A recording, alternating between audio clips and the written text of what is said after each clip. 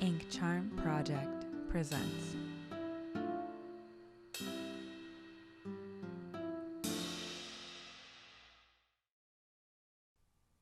Fear, left untempered by reason, often devolves into paranoia. Hello and welcome to Warparty, an original setting that we're exploring through the lens of D&D 5e. I'm Dana. I'm Michaela. I'm Hannah. I am a mint tin full of bees. And I believe you. Today we are opening the Book of Dreadful Tales, Chapter 1. TETRAD versus Tommon. Spooky. Most definitely. Absolutely scary. We'll be in the tome of men. Boo. I shall set the scene. It is the 5th day of autumn's crow moon. Tommon's End, a small orchard town east of Fiend Valen, just inside the Corin state border. The town is known by locals for its cider mill, a welcome respite from the coming frost. The town consists of 5 homes, a storage shed for the mill, the cider mill itself, the orchard with a shack, and a small shrine to the Meridian Kingdom's Tanha, Lord of Decay. These wooden buildings glow with warmth from their square windows and have a mixture of thatched and stone shingle rooftops. All but one of the homes is lit as you arrive this evening, having minutes to spare before sunset takes light back from the sky. Your wagon pulls up by the well at the center of town before coming to a stop. Bigsby, a well-dressed automaton, is the first to disembark. Hamish, a skeleton with blackened bones and glowing red sockets, follows after. The lovely long-sword-wielding Kari is next, and a sprite-stolen Clovic, called Dresekka, is the final team member to exit into Tommon's End. Dresekka taps the side of the wagon where the word TETRAD is painted in capital white letters, before noting the cider mill's presence. "Aha," she says, licking her lips. "It's been a long ride, hasn't it? You guys go ahead and see if Hamish was right again. I'll catch up later." With that, the woman runs off. She is right, though. Over the past few months, Hamish has led us to town after town, site after site, seemingly drawn to places where vile things hide in the shadow of midnight. The very same compulsion drew him here this very evening.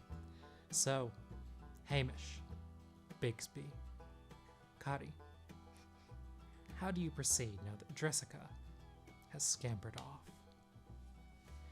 Hamish is going to lumber out of the caravan, watching as the others stretched their sore, stiff muscles and stretched his own bony apparatus of a body. There was no stretching going on, just a lot of clattering of beads against bones. He pokes his head around, seemingly sniffs the air with his noseless face, and says, "It's here. I can feel it." Well, whatever it is, I hope I can stab it. And you will see her, Kari, warming up as well. And for a few seconds, you see almost, you don't know if it's to trick up the light, but you see her jaw slightly move when she turns around to you. And you see her pale skin and tattooed face.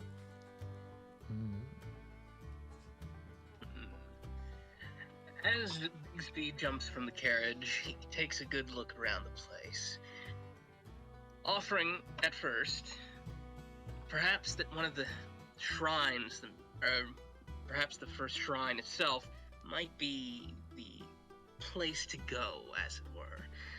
However, he does not sally forth just yet. After all, he's not the leader here.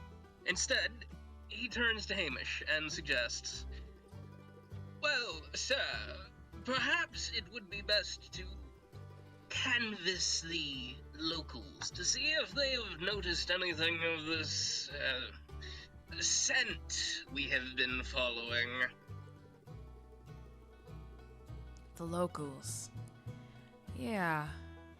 I was going to take one of my ribs and use it as a dowsing rod, but I think your idea might work as well. While you talk, it is noted that this wagon is parked by the well, and the well hums with a faint buzzing. It's also missing its bucket. Intriguing. If I'm not mistaken, wells don't make sound ever.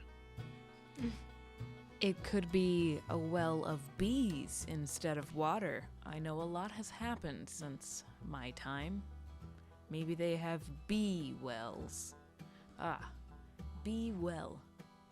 I think I'm onto a slogan there. That's quite good. And Kari would just go to the well and poke her head there. Poking your head inside, a rush of flies come out. Some of them brushing their wings over your face as they go, others trying to land on your cheek. Oh no. No. Yet more buzz at the bottom. The well water appears to be quite low, making it easy access for them to land, have a sip, and move on. Well, shit. That is disgusting. Madam, prefer that I do the head poking, as it were.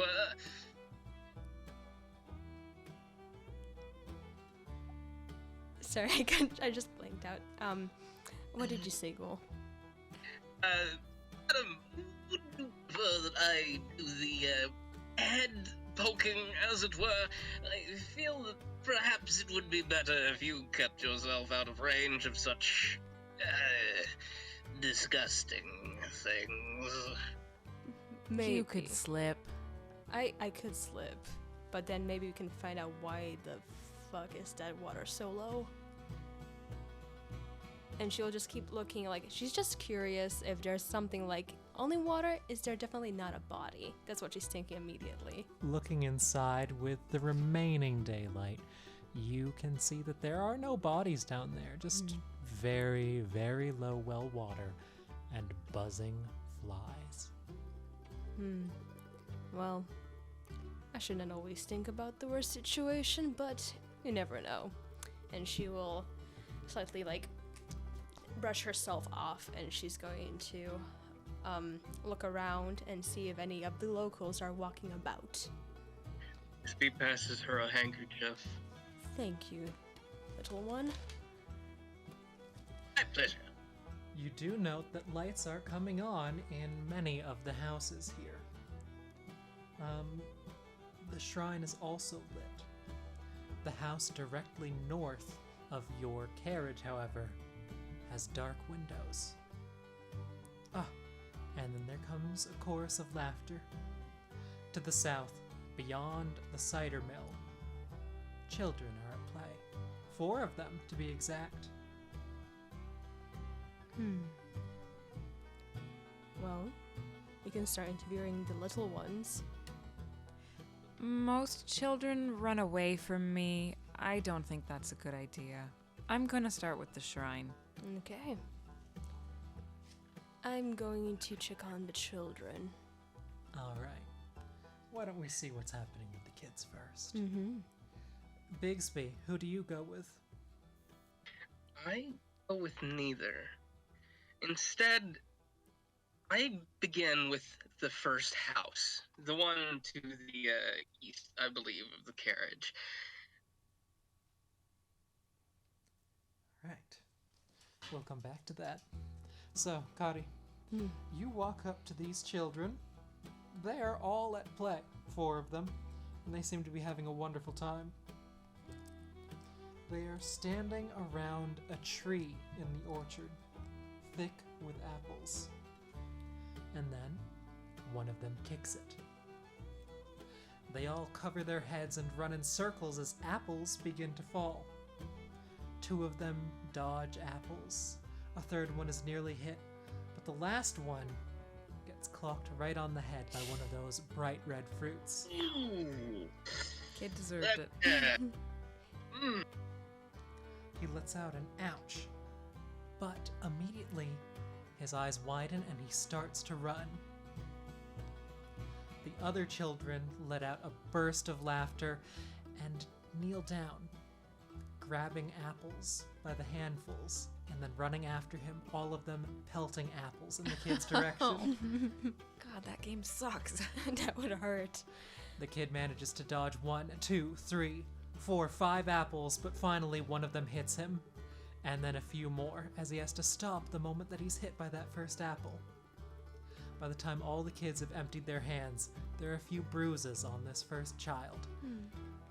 His eyes seem to be wet with tears, but he's still smiling for some reason. They all run to another tree and prepare to kick.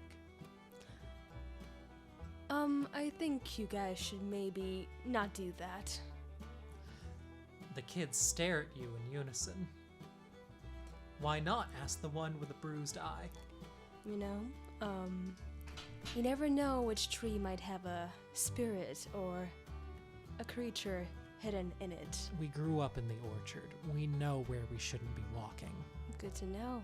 But yet you never know what new neighbors can be moving into your guys' orchard. Are you saying that you're moving into town? I didn't hear about that from the priest. We're more here to visit and discover your little town and its cute secrets. I don't know.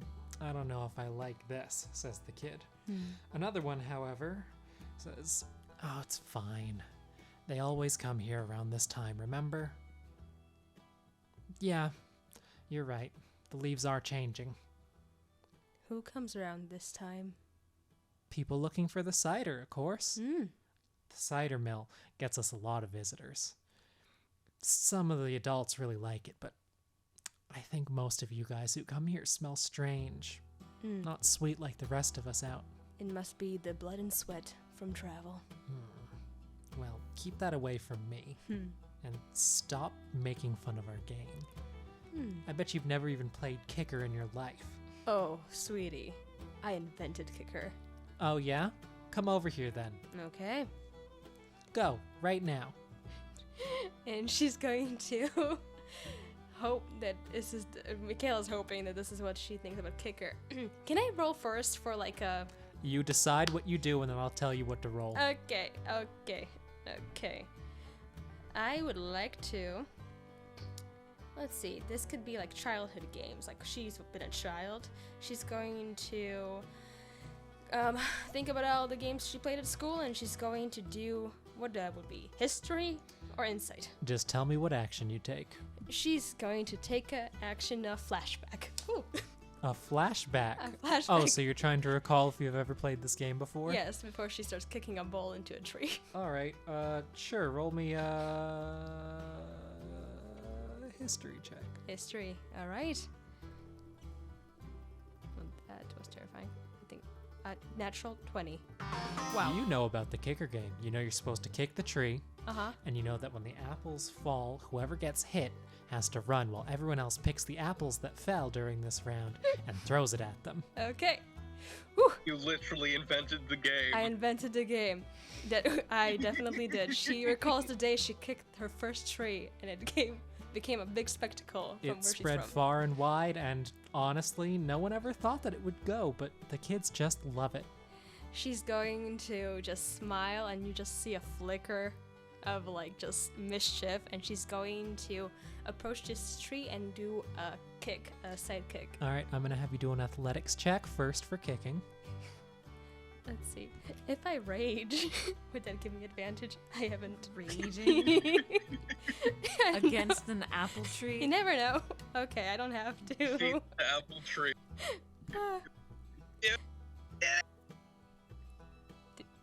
Did I hear do it or get it? Do it! Do it! Rage against the tree! Destroy the tree! Can I rage? Show these little If you fools who really can. want to rage right now, that's your decision to make. Okay. You take advantage on death saving throws and then resistances. I don't think it adds anything for my attacks, right? I don't believe it does. I think it gives you a bonus to damage on strength weapon attacks. Okay. And I'm just It's doing still funny. an unarmed strike or an athletics check, Athletics check. you said? Gotcha.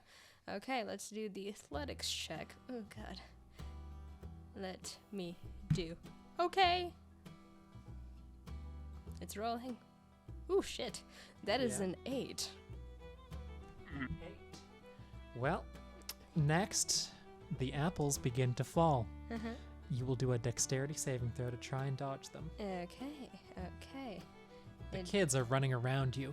They're doing an excellent job dodging apples. Yes. Looks like you're the biggest target here. One of them even ducks between your legs. Uh-huh. Saving throw dexterity, right? Yep. Okay. Clicking that. I think it rolled. Whew, that's so bad. A 3. Rolling below your own 8, You know? which is determining the DC. You get hit by an apple. Immediately, all of the kids start picking up apples. Oh. Run. Boom, boom. She giggles and she's like, shit. And she starts like slowly running to see if the kids are going to be able to catch up with her. I roll a natural 20, guys, for recollection, and then it's just like, You, oh god. what's your AC? My AC is 13. All right, so then you're taking 3 bludgeoning damage as 3 of the apples. It's like your Hit you. memory's still really good, but your knees hurt because Yeah. you're almost 30. Yeah. Oh fuck. I remember being more limber than this. Whew. The kids cheer, and then there is a shout from some parents in the distance. Dinner time! Get in here, kids! Oh, I thought it was morning. My bad. We're coming across sunset soon. Okay. Yeah, there's only a little bit of daylight left. And so these kids are called in, and it looks like most of them are going inside. Most of them spare for one. He, instead, runs over to a different tree and picks something up from beside it. It's a jar. Smiles as he runs off into the orchard. And with that, let's see what's happening over. Was that the kid that got his ass kicked by the apples? Or Yes. okay. I'll just bite into one of the apples I got hit by. Thief. By the bludgeoning, I need some healing. Boo-heh. Over at the shrine.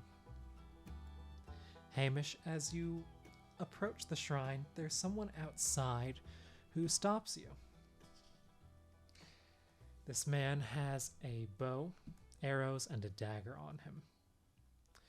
Looks like he's also wearing leathers. Well met. And what might you be? He says, looking you up and down.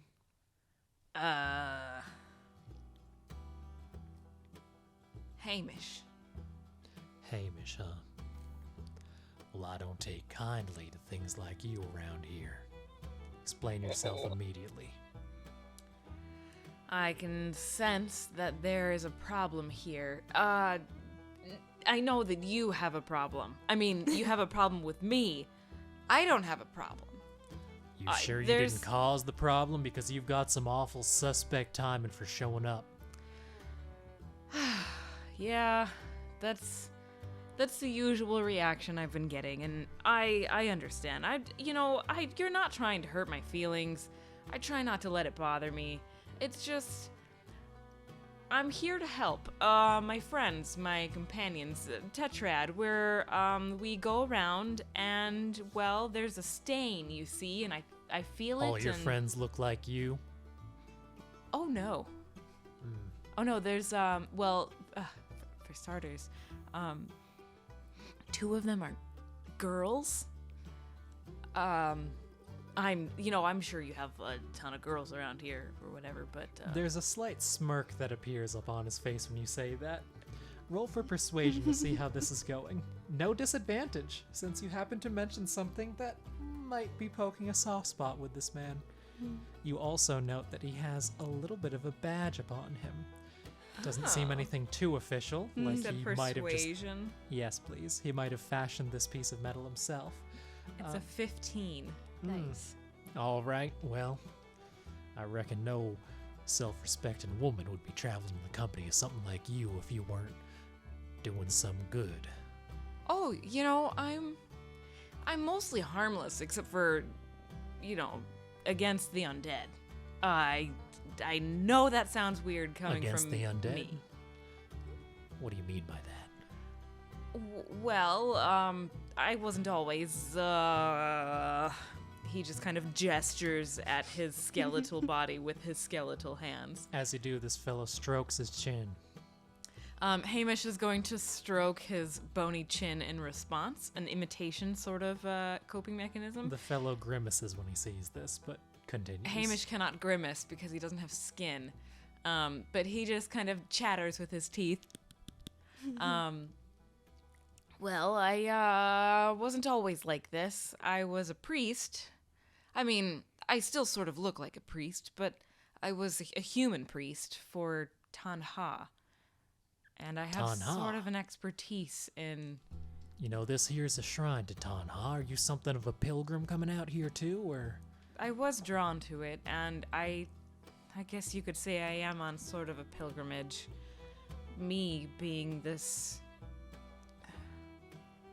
I am one of her devoted followers, and yet I am the thing that she hates the most. That you are.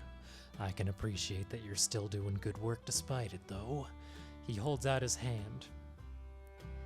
Hamish looks down at his spindly fingers and meets him. Okay, so the fella came, what, about 40% of the way across? Yes. Hamish is gonna go 50%, but he's just gonna wait to see if that fella closes in that last 10%. I mean, it's a lot. He lofts a brow at you, and his lips, the corners of them kind of purse up. He's waiting. I go another 8%. He takes your hand. Okay. And shakes. Thank goodness. It could have My been awkward. My name is Alshif Hutch, Lawbringer Hutch to most of the folks around here. Only one in the town. And we do have a situation here, sir. We have quite a situation tonight. Just tonight? Well, not just tonight, but I've been on high alert most nights recently, and tonight is no exception. I'm sure you noticed that our little town here, Tommon's End, is quite lively. Children are at play despite what's going on, and the lights are on in most of the homes. Well, sure. I mean, I'm one to say it, but life goes on. Candles enough for most folk, but one house is dark. There's a reason for that. Are they... Is anyone still in the house? Afraid not. There was one kid left. Oh, God. Priest Kernsev has been taking care of him since then. Priest, is he in the shrine? Yes, sir. If I may, would I be permitted to go into the shrine? Yes, he would. I'd like to learn a little bit more about what your insights are so far, though. I may be pretty good at what I do, but I'm afraid that there's no explaining it. No evidence, and no one within this town would do anything like what happened in there. And no bandits. Hardly ever bandits out here, for that matter. Last attack I can remember might have been, 5, maybe even 10 years ago. It's gotta be something else. Well, I don't know how to explain it, really. I don't know what insights I can offer you without surveying the scene with my team. I'll make sure to bring you over there shortly. All right, then. And I'd like to just go into the shrine if he's stepping aside or anything. He'll let you through. And now let's see what's happening with Bigsby. Bigsby, as soon as he's not directly observed by any of the party, seems to lose a bit of the spring in his step, instead moving a little less person-like and simply ambulating like an automata. As he nears the door to the first house, House 1 on the map? indeed, Alright. he lifts up his hat, and from beneath, there's a rustling. A bronze mechanical bird. A chicken, to be precise. Oh, God. This chicken hops down, For a moment, it looks at Bigsby, and for a moment, Bigsby looks at it. And silently, it begins to canter its way towards the second house, the house that is dim. Wordlessly, Bigsby has given it a few commands. It's to investigate the second house and return with anything it finds. All right. It heads off there and finds no resistance. Meanwhile, at the first house, what are you doing there, Bigsby? Bigsby replaces his hat. Well, I can't necessarily say he clears his throat because he has no throat to clear, but he still makes the sound and knocks on the door, waiting for a response in the most proper manner he can muster. Shortly, the door creaks, and it opens, giving way to two faces. A couple of older Einar folk. One of them has a mustache, and he says, well, who do we have here? You look unfamiliar. Certainly don't look like the kind of thing that'd be drinking our cider. What brings you out here, stranger?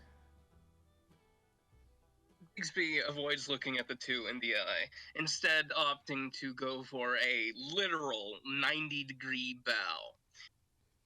Good evening, sir or madam.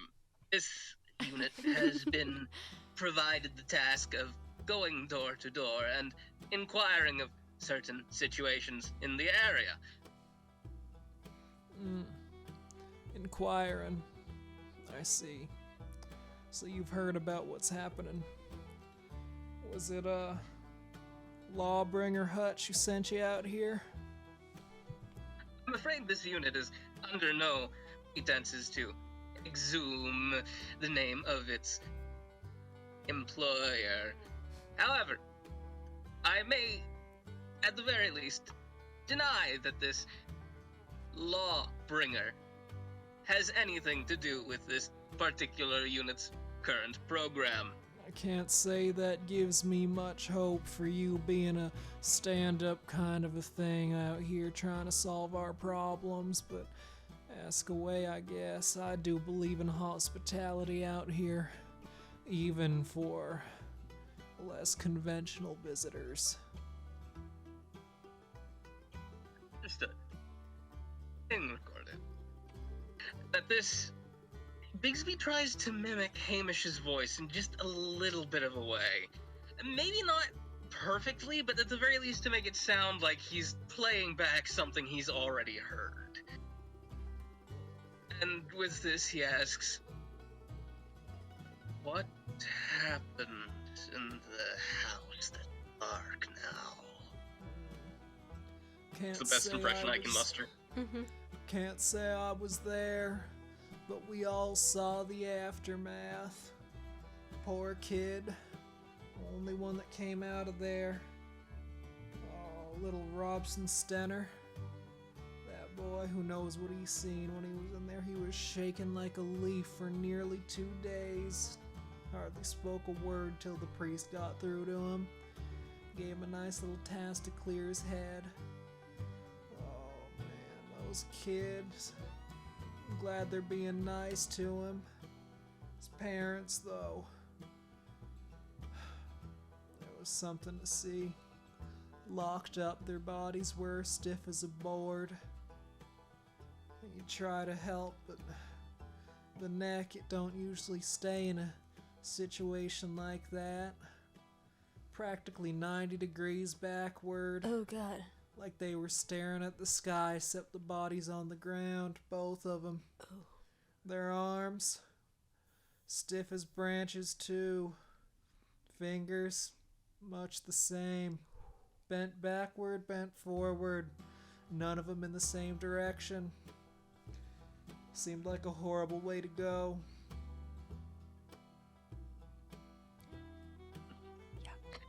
Fiery. If this unit may be provided with the location of these cadavers, it would be most helpful to its They're in the ground programmer. now where they belong, ways out past the orchard. We bury our dead far from what we grow. It's our pride as a cider town. Yeah, don't want any Just- meaty apples. Oh, God. Just a hint of death. Now, is there anything else you'd like to ask us today? Addendum. Is there any local rumors that might have some sort of connection to these strange occurrences? Well, Lawbringer Hutch thinks that must have been something from beyond the grave got him. There's just nothing that can do anything like what happened to them, and no obvious traces of disease leading up to it. Can't say I blame him. Most folks around here know the old orchard shack is haunted. Laren and Lester died out there, and you can still hear them at night. We don't go out there at night no more. Interjection. This unit is not interested with this lawbringer's opinions. This unit only wishes to hear what you think. Speaking frankly, I trust him. He's my son, you know. Raised him up just right. Wanted to make sure he'd be like me, be good for the town. Is this like a family business? Mm-hmm. I guess we'll have to find out. I guess you wish the party stayed together to inquire. No. We are no. doing great. Now, Catalog. yeah. Thank you for your help. Bigsby gives another 90-degree bow and puts his cap back on, turns, and walks towards the carriage. However, once the couple close their door, he immediately beelines to the second house, the darkened one, to pick up Jasper and see what he's found. You better roll for stealth, 'cause that window's still open. And there's some eyes watching you. Or at least trying their best as the light fades. This is making me nervous. Is it spooky yet? It is spooky to me. It reminds me of Got a 13. many things. With a 13, the eyes settle upon you. I'm afraid that you're going to be having a rough time getting there unnoticed today, friend. There's a tap on the glass. Hey! You hear that voice from behind? Where do you think you're going? You're not the lawbringer, are you? Does this person have laryngitis? Bigsby turns on his heel. Surprise! Excellent to see you again. This unit is pleased that you recall its appearance. This unit was programmed to return to the carriage, then move to another house if its programmer was not present. I think at this point, you should go ahead and talk to the lawbringer. That you haven't met Mr. Hutch yet. Sorry, I'm Mr. Hutch too. I can understand your confusion, but I believe that you should get to know him and see if you can cooperate with the official investigation. Trying to play at lawbringer out here in a town you've never been to before. Next thing you know, one of us might be thinking you less a lawbringer and more a lone gun. Interjection. This unit hears something in your tone of speech. This unit must inform you that it is not a sentient appearance. It only acts as it is ordered and cannot stray from programming.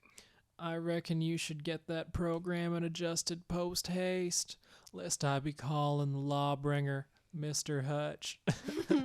The other one round here, post-haste.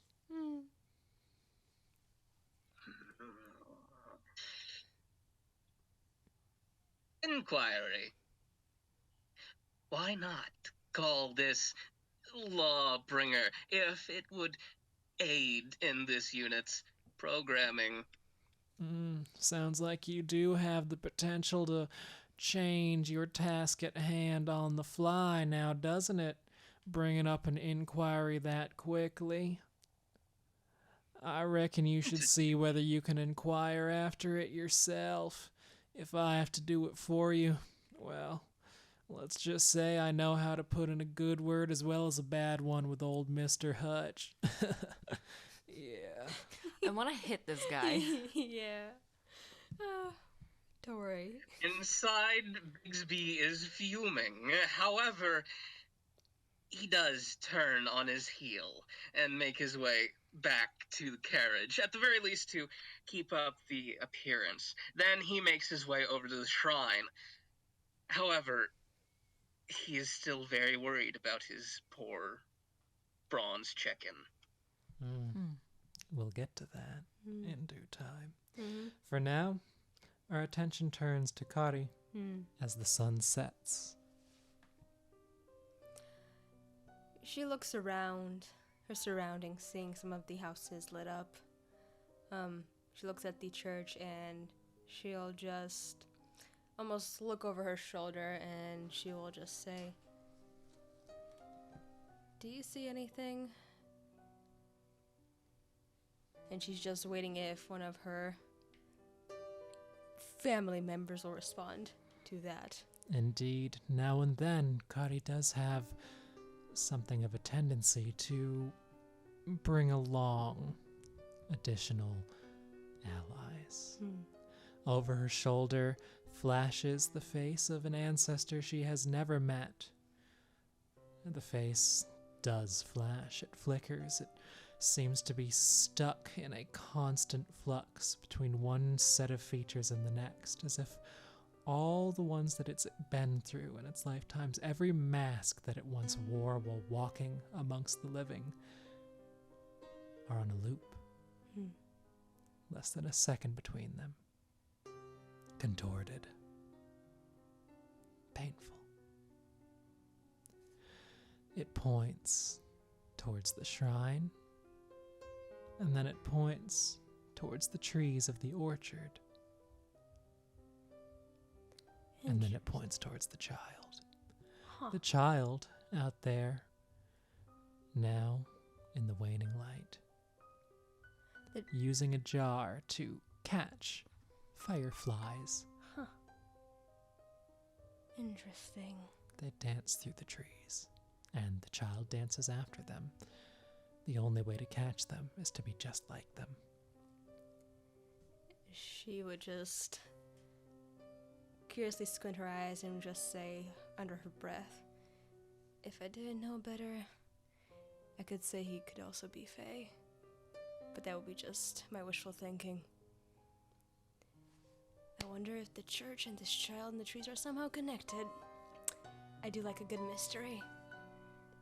Your ancestors have nothing more to say or emote at you, so how do you proceed? Well, my ancestor did show first the church, right? Pointed at the shrine, Shrine. then the trees, then the child. Okay. Well, let's first start with that shrine. I should have my friends over there. You return to the shrine and find that Bigsby is there as well. No, he's not. Hamish is. Bigsby said that he went to the shrine next, Oh. no? Is he? Okay. I did. Yeah. You know, Hamish is the one they will see walking inside. By the time they reach there, though, the entrance is once more blocked by Lawbringer. Hutch. Hutch. Indeed. Mr. Hutch. Alshif Hutch, the Lawbringer of this town. Bigsby and Kari. How will you start this conversation? Oh. Should I take this, or do you want to? I don't Perhaps know how you this two is should going to go. discuss Well, in character. she would look at you, little one, and she's like, "Well, we can... What do you want to do? First greet nicely and then tell our titles, or do you want to be more secretive about it? What is our tactic for this one?"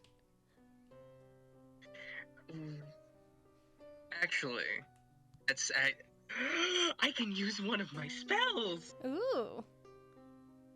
What kind of spell? Okay.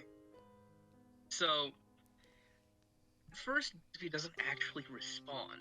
However, you notice that there's something moving near his collar, and it continues moving. And you notice that there's a little mechanical hornet that's crawling out of Bigsby's collar.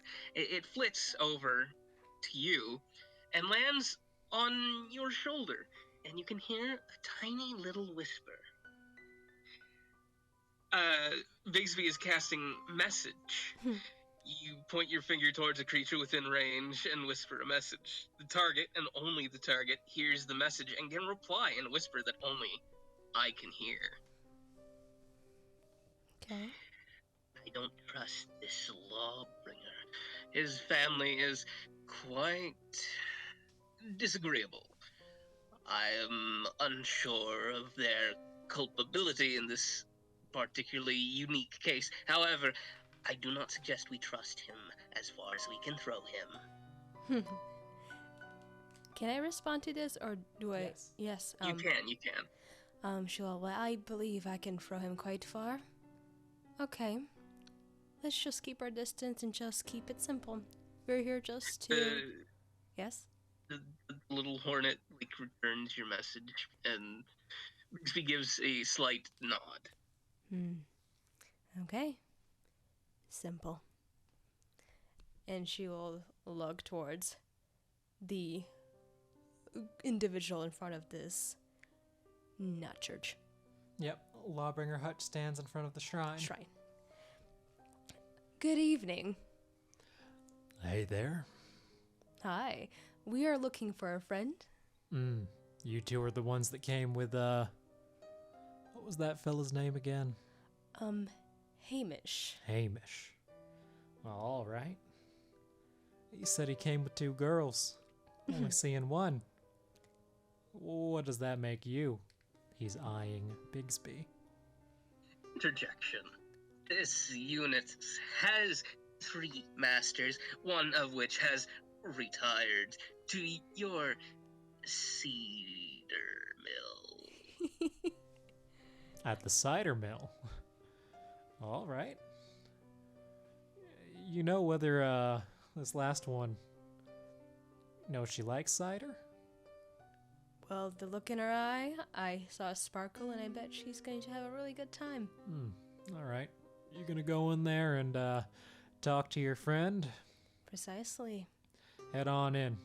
Cause any trouble, though, I'll be back in there, and let me tell you right now, both of you, you don't want to be on the wrong side of my arrows. Don't worry, we're quite good with the law. Sure. He steps aside, allowing both of you to pass through, rejoining Hamish inside. Hamish, inside, you have a little bit of a head start upon meeting the priest. Is the kid there that Hutch talked about? The child is not inside at He's this the time. one with the jar and the freaking apple orchard. Oh.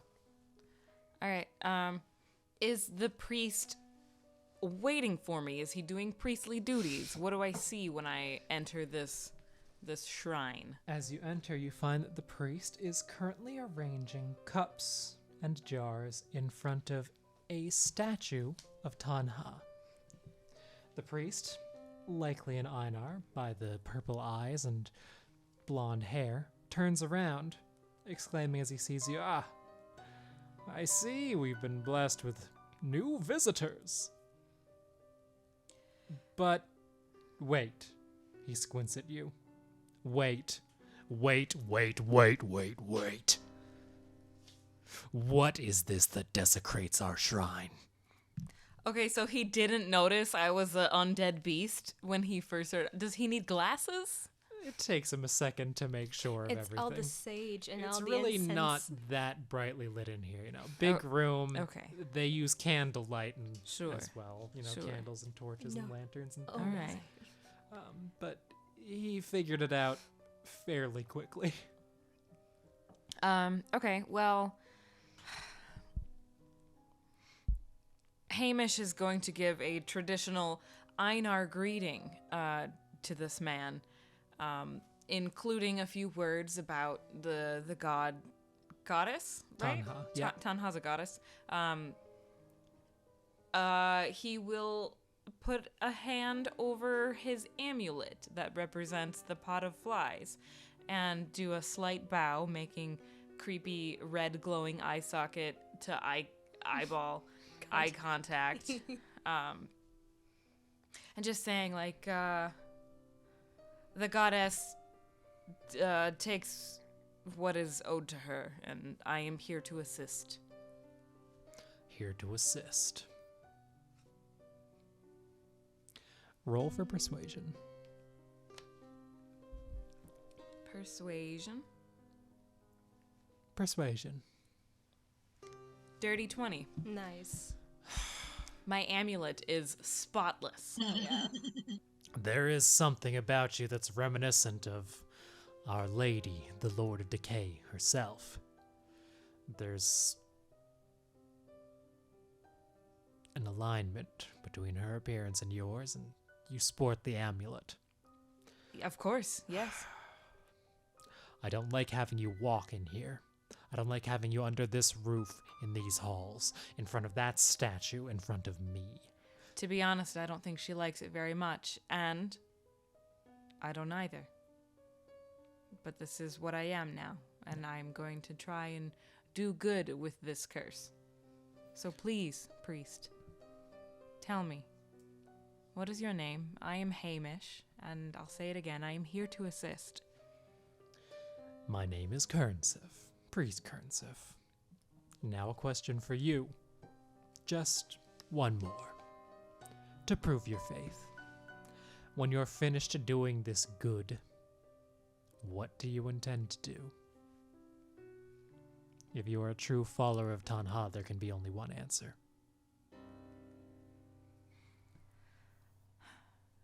What I want to do, I don't know if it's even possible.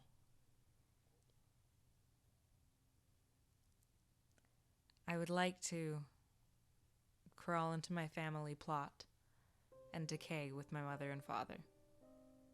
But I don't know what holds me here, and I don't know how to be released from it. So I will keep doing what I did in life and serving my goddess.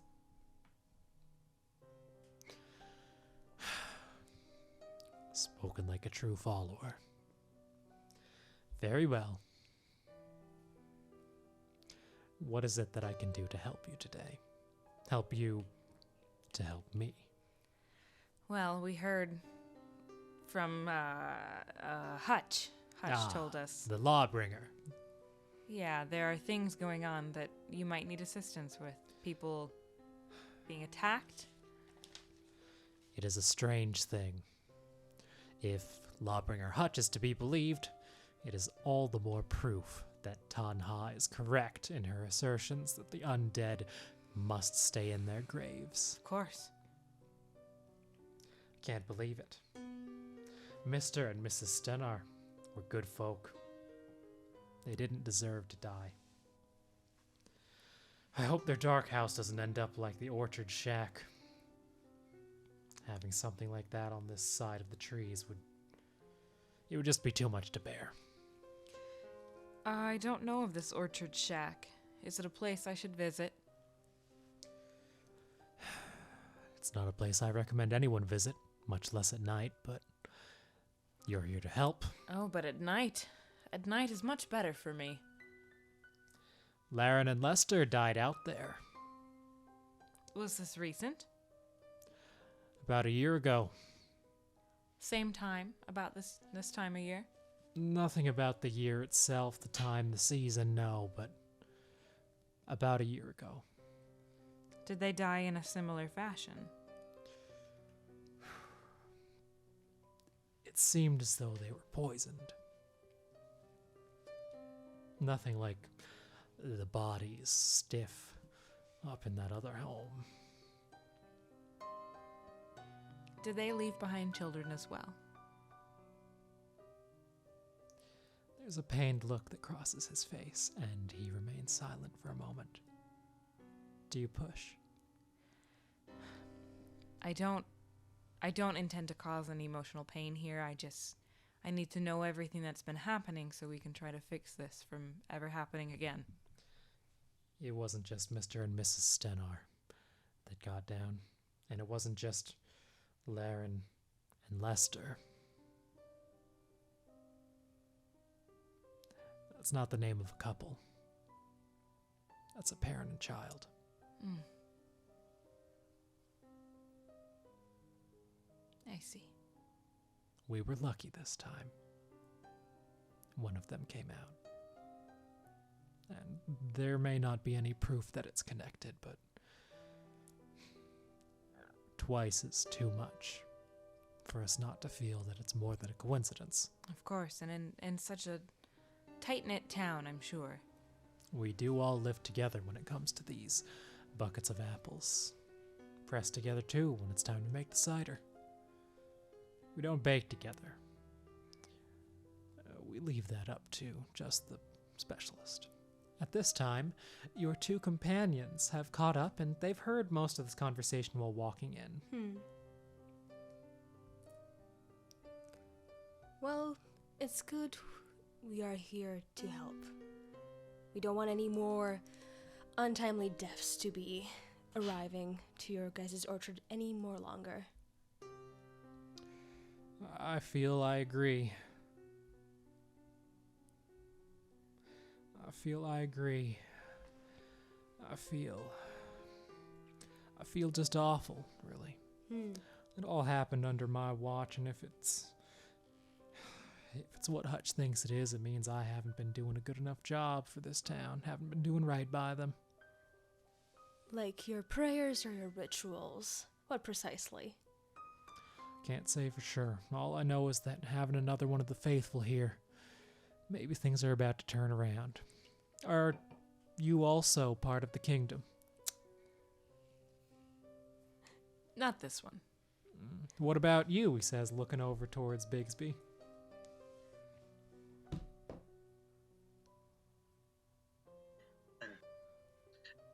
Statement. This unit has no will of its own, only programming.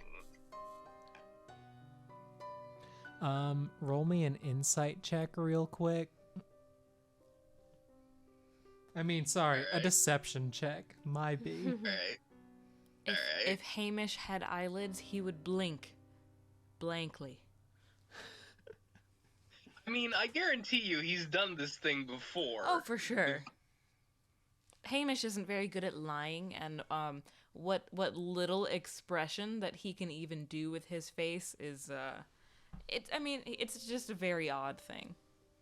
That's fair. I understand he's a skeleton, but also I got a 19, and I'm not mad, but oh, it was so close to being a 20. All right. No one questions you as you continue your discussion on the matter.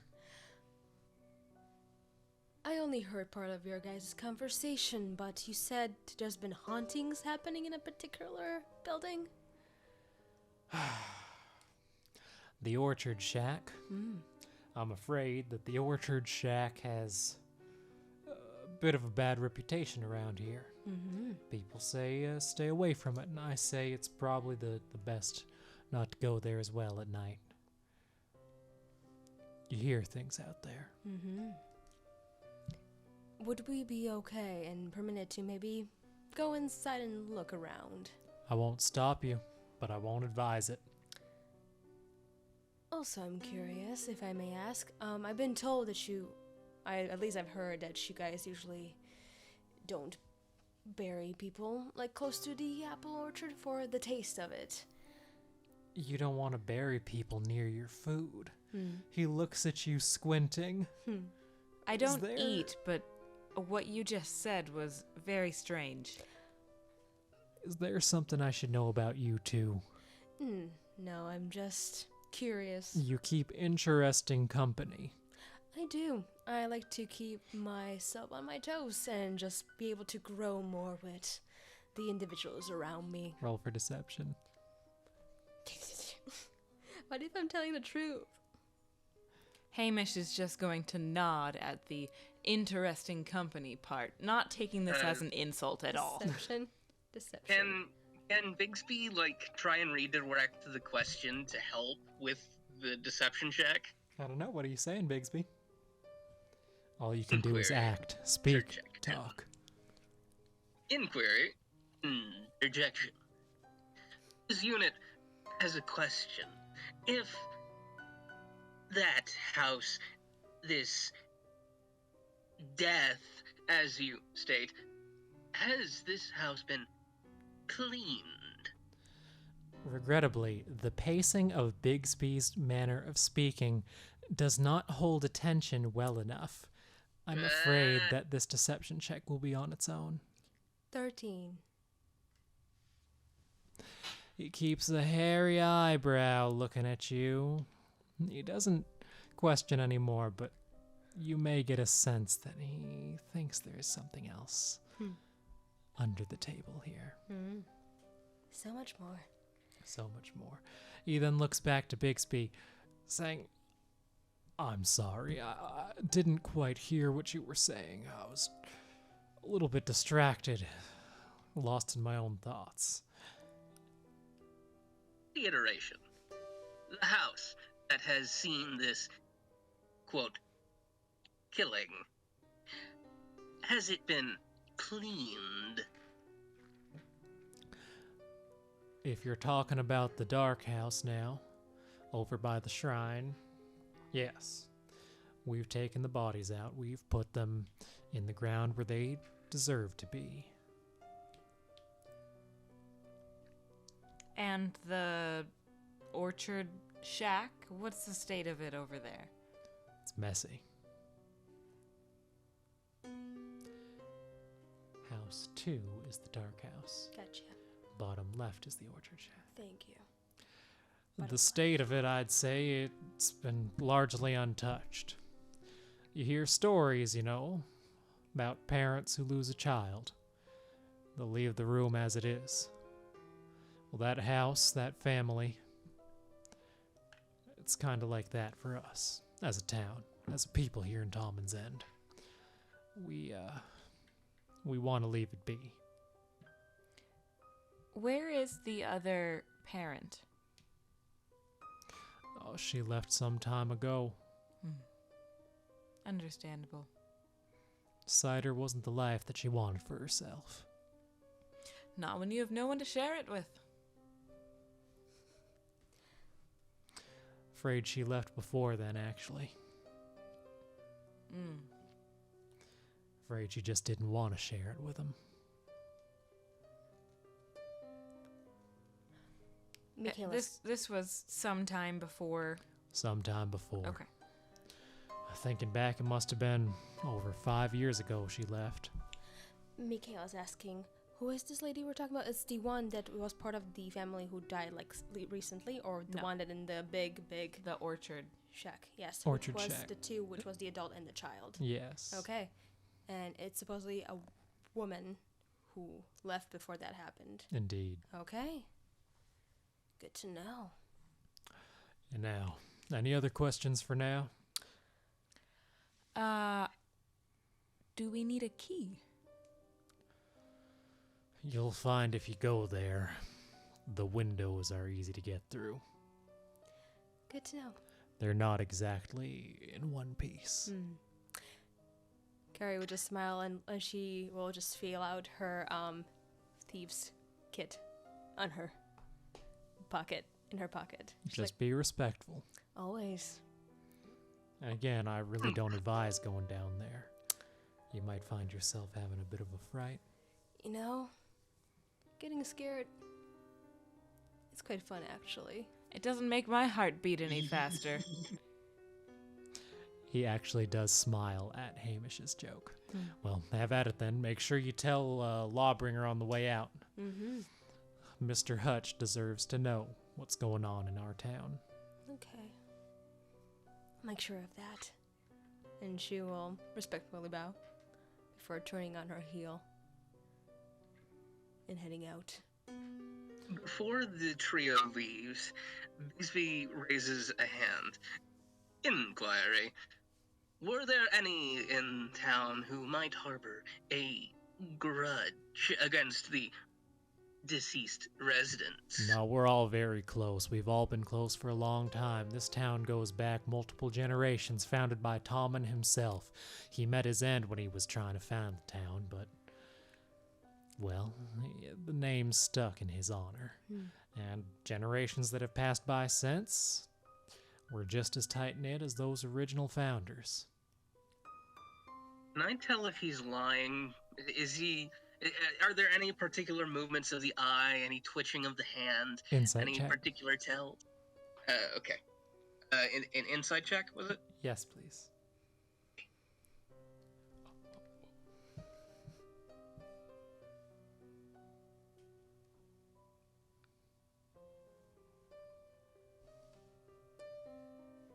That would be an 18. Doesn't seem like he's Hell lying yeah. about this. Cataloging. Thank you for your response. Bigsby takes a 90-degree bow, turns on his heel like the machine that he is, and walks out. As the three of you walk back out, he turns back around and Priest Kernsif gets back to attending to those jars and pots. Before leaving, Hamish will touch his amulet and bow his head at the statue of Tanha. Very good. As you exit, you get to step by Lawbringer Alshaf Hutch. Well, good to see that you three didn't cause any trouble. I didn't hear any yelling. Oh no, you don't yell inside of a shrine. You never do. Where might you be going now? The scary house. I mean the cider house. Need any assistance along the way, or? You are fragile. Hey now, I'm not all that fragile. Though I was getting some ideas about another way to spend my time. I doubt we'll get more than one visitor in a night, and we got 4 just tonight, and I've met 3 of you, but I hear that there's a 4th one that I have yet to become acquainted with. It's another girl. Yes. I haven't seen her walk back this way yet, so I think I should do my duty and go down, introduce myself in case she happens to need any assistance while the 3 of you are away. And before you go, I do have a question, Lawbringer. Yeah. Who was the Lawbringer before you? Oh, it was Mr. Hutch, my So- father. Your father. A family I business. see. Well, you know, it takes a bit of gumption, a bit of guts to be a lawbringer out here. I know we may be within the state borders, but we're real close to that edge. Sometimes the north bleeds over. And the next thing you know, you gotta be careful. And we've been very careful. We haven't talked too much about Tommon's End here, and it's helped us to avoid getting hit by much. Barely had bandits in our time, you know. But it's always important to stay ready. I know that my father, Mr. Hutch, he's had his share of run-ins with him in the past. Maybe he did a good enough job they decided it wasn't worth coming back. Fascinating. It must be something to walk in your father's shoes. All these shoes are 100% my own. My father did things his way, I do them mine. He liked to have himself some lawmen working under him. Lawbringer and his lawmen, that's how they did it. But me, I think that this town's good enough with just one lawbringer. That's all we need. At the part where he says his father did it one way and he does it his own way, Hamish is going to look fondly upon the memories of his own father and working under him in the temple where he spent his childhood and the rest of his life, basically. Thinking to himself how he certainly does not do any of this the way his father would, or even the way his father would approve. How do you do it your own way? You don't want to work with people? You're a loner? Well, you know, out here, there's not too many folk. Everyone who's busy helping keep the law isn't busy working on them apples. I'd rather do 110% of the work myself, so that then they can focus on what really matters around here. Do you take any days off? I take days off when I need to. Things are usually pretty relaxed out here. But I'm always ready to go if the world needs my bow. Oh my god, it's the kitty. It's potato time. Cat, I can hear them. Oh. Anything else from you, or shall I'm I so go and meet your companion? Inquiry. This unit's investigation subroutines would dictate viewing the previous, most recent crime scene. Yeah, we can get to that in a moment. Maybe after I meet your companion, we can go have a look.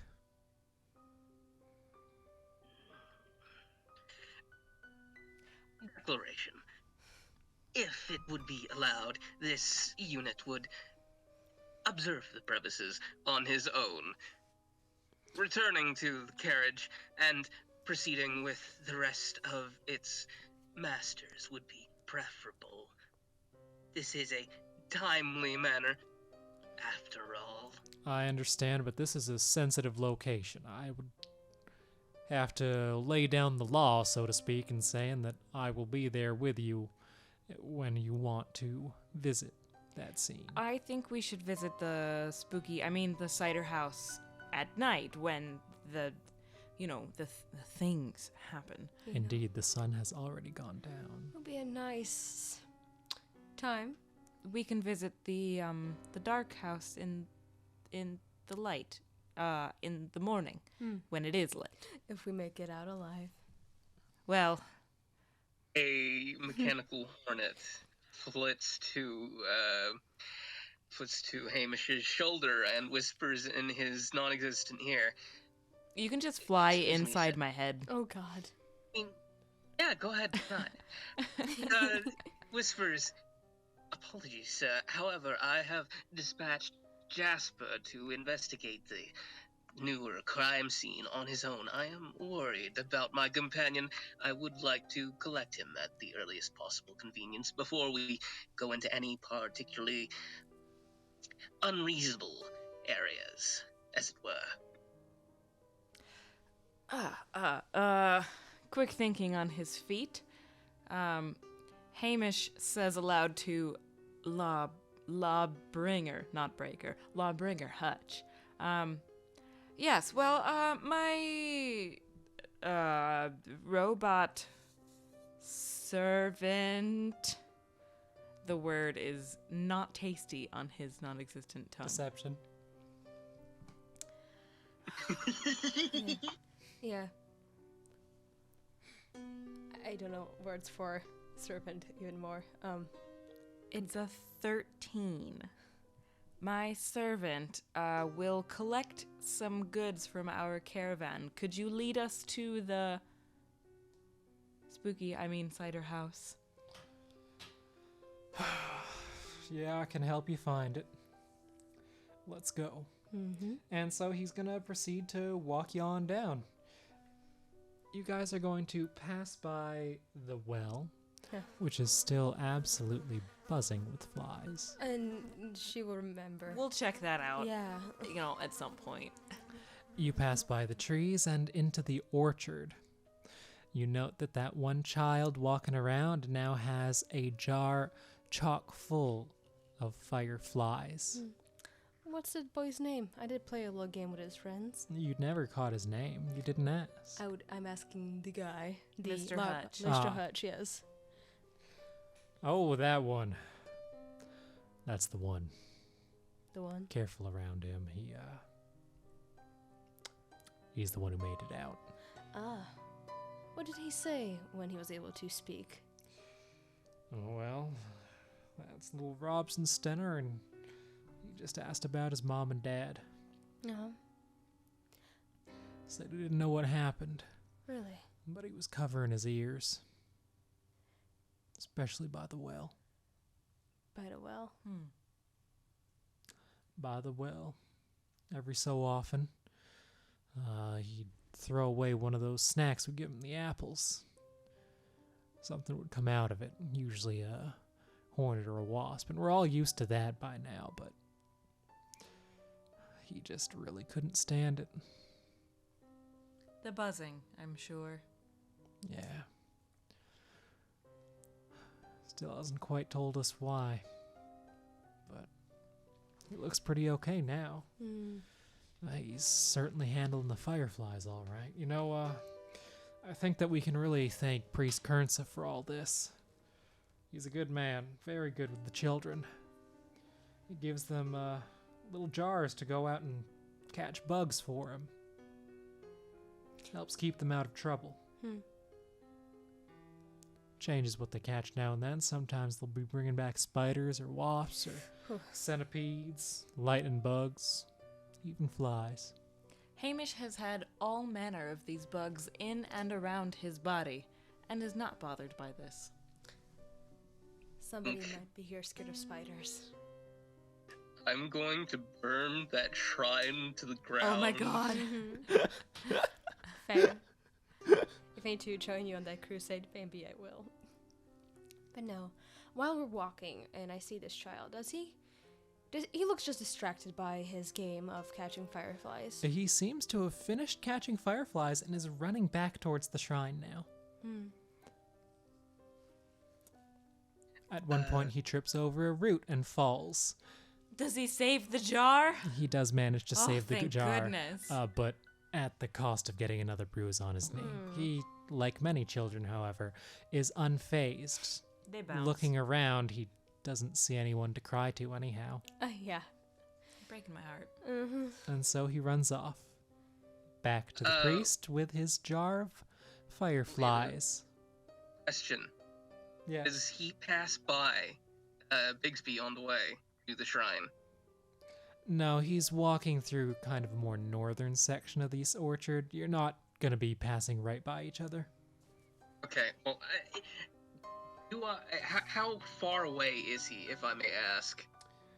Probably about 15 feet away, minimum. Do you have dark vision or something? 15 feet is like No, from here to there. Yeah, that works. Okay. Okay. Let me just. I need to check something right quick. Imagine Right. flooring, like squirrels. Bigsby, noticing this strange child and deducing that this was the one that survived that had been mentioned, begins to cast a spell quietly. He casts Detect Magic, which has a 30-foot area around him. Oh, yeah? He would like to see if he can detect anything around him in this 30-foot sphere. Particularly around the child, but anything in general. All right. So you're going to go to Detect Magic, which has a verbal and somatic component. With this verbal component, you can only cast it so quietly. This is true, however, he still casts it, just to be safe. What words do you speak as part of this? Bigsby doesn't speak any words, but he does echo a strange code of dots and dashes. Perhaps some sort of code. So he audibly bleeps and bloops. Something like that. And the motion for the somatic component of this spell? Does he have like an less- antenna or a propeller on his head Oh my god. that just whirs around? The hat just spins in a circle. Perhaps some lights across his chest will light up. Just a disco. Well, I robot. was gonna say he had like 2 antennae that sprouted from his head. I now love it this. feels a little. No, I No, approve no. 1,000%. I had a different idea. This is better. Antenna There's and a no bunch of bleep antenna bloops. sprouting from his head. There are antennas sprouting from the tips of his metal mustache. All right, I'm It intrigued. just seems to grow a little, and he turns his head, kind of like an owl, as he continues to dash and dot, as it were. You know, him and Hamish have that owl thing in common. Both of you, and I'm like, oh god. All right. It's Wait till you see horrifying. what I've stored in his arm. Oh god. There Here, is no magic upon this child. Uh-huh. Nor any magic of any kind within that 30-foot radius. Alright. Hmm. With this still up, 'cause he's keeping it on concentration for as long as he can, Bigsby begins to move over towards the house. However, he doesn't approach it fully. He only wants to get close enough to issue a command to Jasper to return to him. All right. Yeah, you can get Jasper to return to you without any issues. Did Jasper happen to find anything in that house? What was Jasper supposed to be looking for?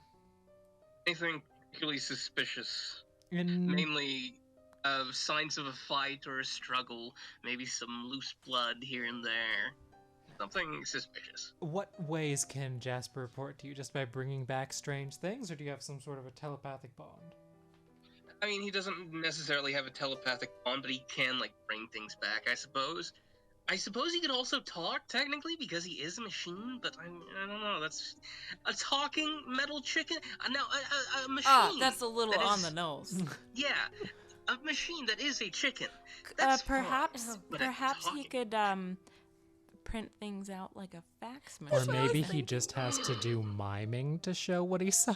No, I want the Oh, fact no. Interpretive dance.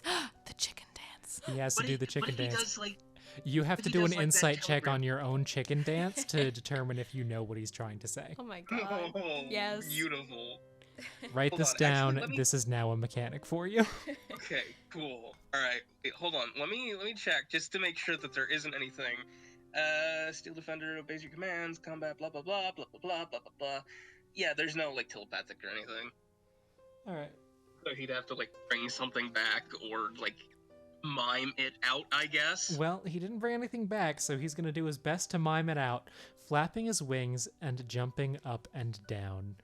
Roll for insight. DC 15. Seems incredibly. I got a 21. Oh, hell yeah. Yes. You look, you stare, and the more that you look, it starts to make sense. This isn't just a chicken dance, no. There's something in the beat of the wings. It's reminiscent of certain insects. And what's that? It's tail feathers. They're not moving like tail feathers, no. No, they seem to almost contract and then spread out again. It conjures to mind the image of a bug's thorax, an abdomen. This is the sign of an insect. I've been catching. Okay, well, I suppose Bigsby will not be joining you after all. Bigsby is going to attempt to sneak to the far side of the building. Like, away from prying eyes from both the temple and the first house. You're gonna have to go around the back of another house to get through there, and we'll deal with that shortly. Mm-hmm.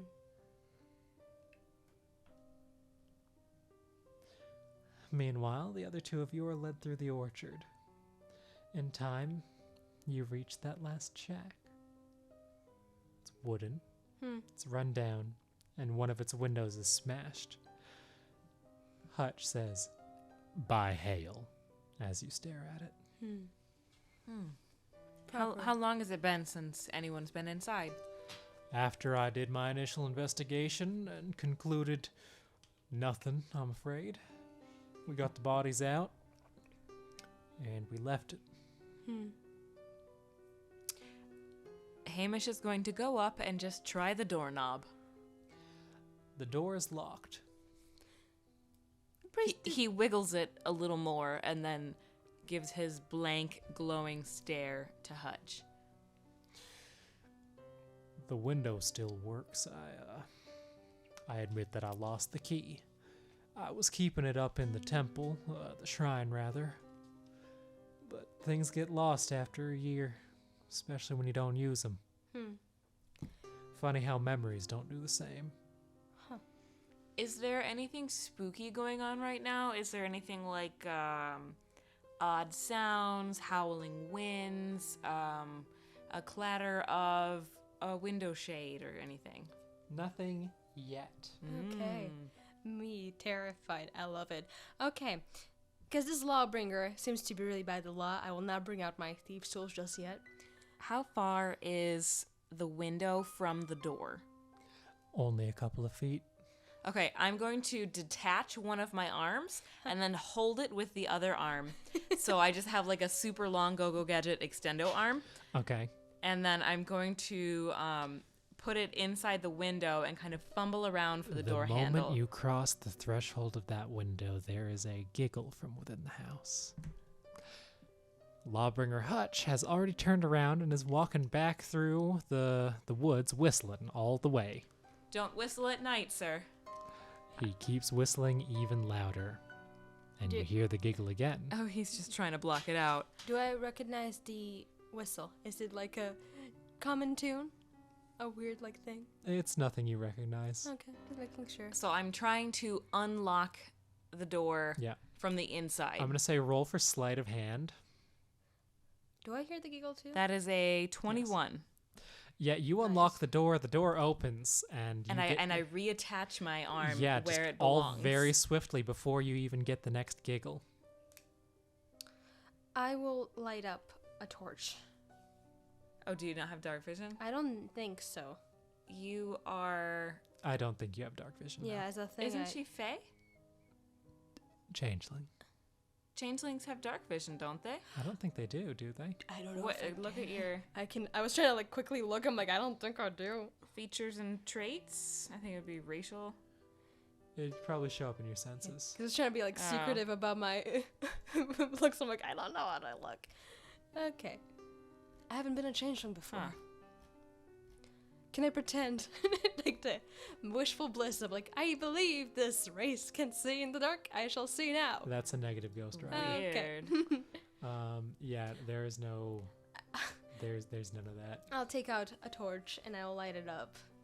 All right. As the moment light floods into that room from your torch, flickering, there comes a loud sob. Oh, now. The other one's giggling. I am going to shake my beads on my hands and do just a short chant and detect good and evil. All right. Detect good and evil.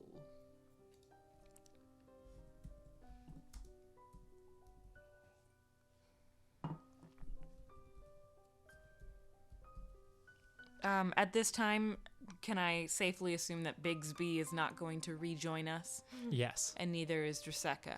Yes. So it's just the two of us. Just the two of you here? Okay. Got this. After casting Detect Good and Evil, I'm going to continue my chanting and bless myself and my companion, Kari. All right. By casting this, you immediately determine that there are 2 undead within this house. So good. Okay, so being blessed, whenever you make an attack roll or a saving throw, you can also roll a d4 and add that number Awesome. to your roll. Okay. I'm also going to have you, Kari, do a wisdom saving throw Interesting. against the sound of undead, against this laugh and this sob, against the night. Wisdom saving throw, right? And Yes. I cannot use my bless right now, right? That's only for attacks and Saving throws. I can't do that. Okay, sorry. Thank you. Wisdom saving throw. Ha ha ha. Hopefully it's good. So it's a d4. D4. So let's do a wisdom saving throw twice. Wait, no, once No. and a D4. Yes. Okay. 21 plus. Yeah, you make it. Okay. Don't worry. You are not frightened by this I situation. am not scared of anything. and have no need for any source of courage to help steal you. This blessing of the Lord of Decay is strong. It roots you. Your legs stay still and even feel compelled to walk forward. You are ready to brave this room. Oh, yes. Please do show your faces. Let's make this quick and fun. They appear. Mm. Do you This- step inside as well? Oh, yes, absolutely. I'm not afraid of the undead. I'm going to just typically run towards it screaming. But these ones have such a human feel to them. The giggling of a child, the sob of a weeping parent. Indeed. The ghost of Laren and Lester the kid. They appear. They seem to be Einar by the look of it. Do you look But like there's me? something about them. They're drained of color. They're wispy. It's as if they're struggling to impose their own existence upon this corner of the world, this corner of their own rooms. The man keeps sobbing. He sobs for his child. In his weeping, you can hear it burns. Between sobs, you are able to hear the child again. It's hard to hear him wail. His father is in the midst of his pain, his agony. But the kid is laughing, and Do they see us? Do they? I'm sure that they know something is there, but are they? Does it seem like they are present in this moment? Or if you're just the repeating. kid seems to be busy laughing as he looks down at different parts of his body. Huh. Kind of like he's tracking something. Oh, God. As for the parent, I can't say for sure if he's acknowledging you. He's too busy weeping in agony. Perhaps you may do something to call their attention. Kari would just quietly, lean to, Hamish. I would just talk to them, but maybe you have some kind of priest type of thing that's gonna be much more simpler to, break it to them that they're actually dead. Well, I don't see their bodies, and most of my priestly duties are with dead things, not necessarily souls. But I will try to approach the child. The father seems occupied. So Hamish is going to take a few steps forward, clear his throat. Not really. He just kind of makes a sound. Does this make anyone's eyes look up? The child looks up at you. Or Hey. down at you, rather. Okay. Hamish is going to tip his hat, except he's basically just removing his head, bowing slightly, and then putting his head back on. The kid smiles at this, but then he breaks out into another fit of giggles. Are you ticklish, boy? It does tickle. Where does it tickle? He lifts up his shirt and you see something underneath his skin. Ew. No. Ah. Yes, I see. It keeps rapidly moving around beneath the skin, from one side to the other, around his back and then back to the stomach again. Is that bothering you? It's so ticklish. Do you want it to stop tickling? Yeah. Where can I find you? Oh. Here. I'm home. I see. And your father? He looks over to his dad, who is still sobbing. Is your father at home? He's right here. But is he also somewhere else? The kid seems to try thinking about this, but then gets caught in another fit of laughter as that lump beneath his body pushes around to his sides. May I? And Hamish reaches out a skeletal hand towards the boy. The boy isn't quite sure what you're going for. You may just need to decide what you're doing. Hamish is going to put his hands over the thing that's moving under the boy's skin. Do I have like a physical contact? Do my hands go through? Roll a Constitution check. Saving throw or just Just check. flat? Okay. That would be a 9. A 9. Most interesting. Oh, actually, it's not a saving throw, so I can't use my bless. By the nature of your curse, a 9 is enough. Oh. Ooh. Your Interesting. bones make contact. This is cool flesh. And that lump beneath it wriggles away from you into the back. You can't see it anymore. It's The lump, was it cool or was it warm? the lump was cool. Cool Okay. as the boy. Cool as everything that you're touching. Cool as the earth, huh? Okay. I don't know what to do next. All right.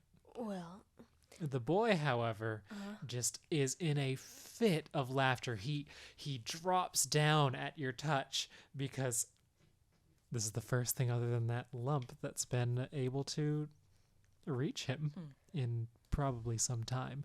He spills onto the floor and just starts laughing and laughing and laughing and rolling over. And as he rolls over on his back, you see several hexagon-shaped holes in his back. hexagon. 6-side. Like a honeycomb. Gotcha. Oh God, they're like bee storages. These people, in my opinion. Kari would just like is like looking at this, still looking around. Does she hear any kind of bugs or any bees? You don't hear anything right now. Okay, and one more thing. She will just also turn to her shoulder one more time, and she's gonna say, "Have you ever experienced anything like this?" To the child? To her family, To the adult?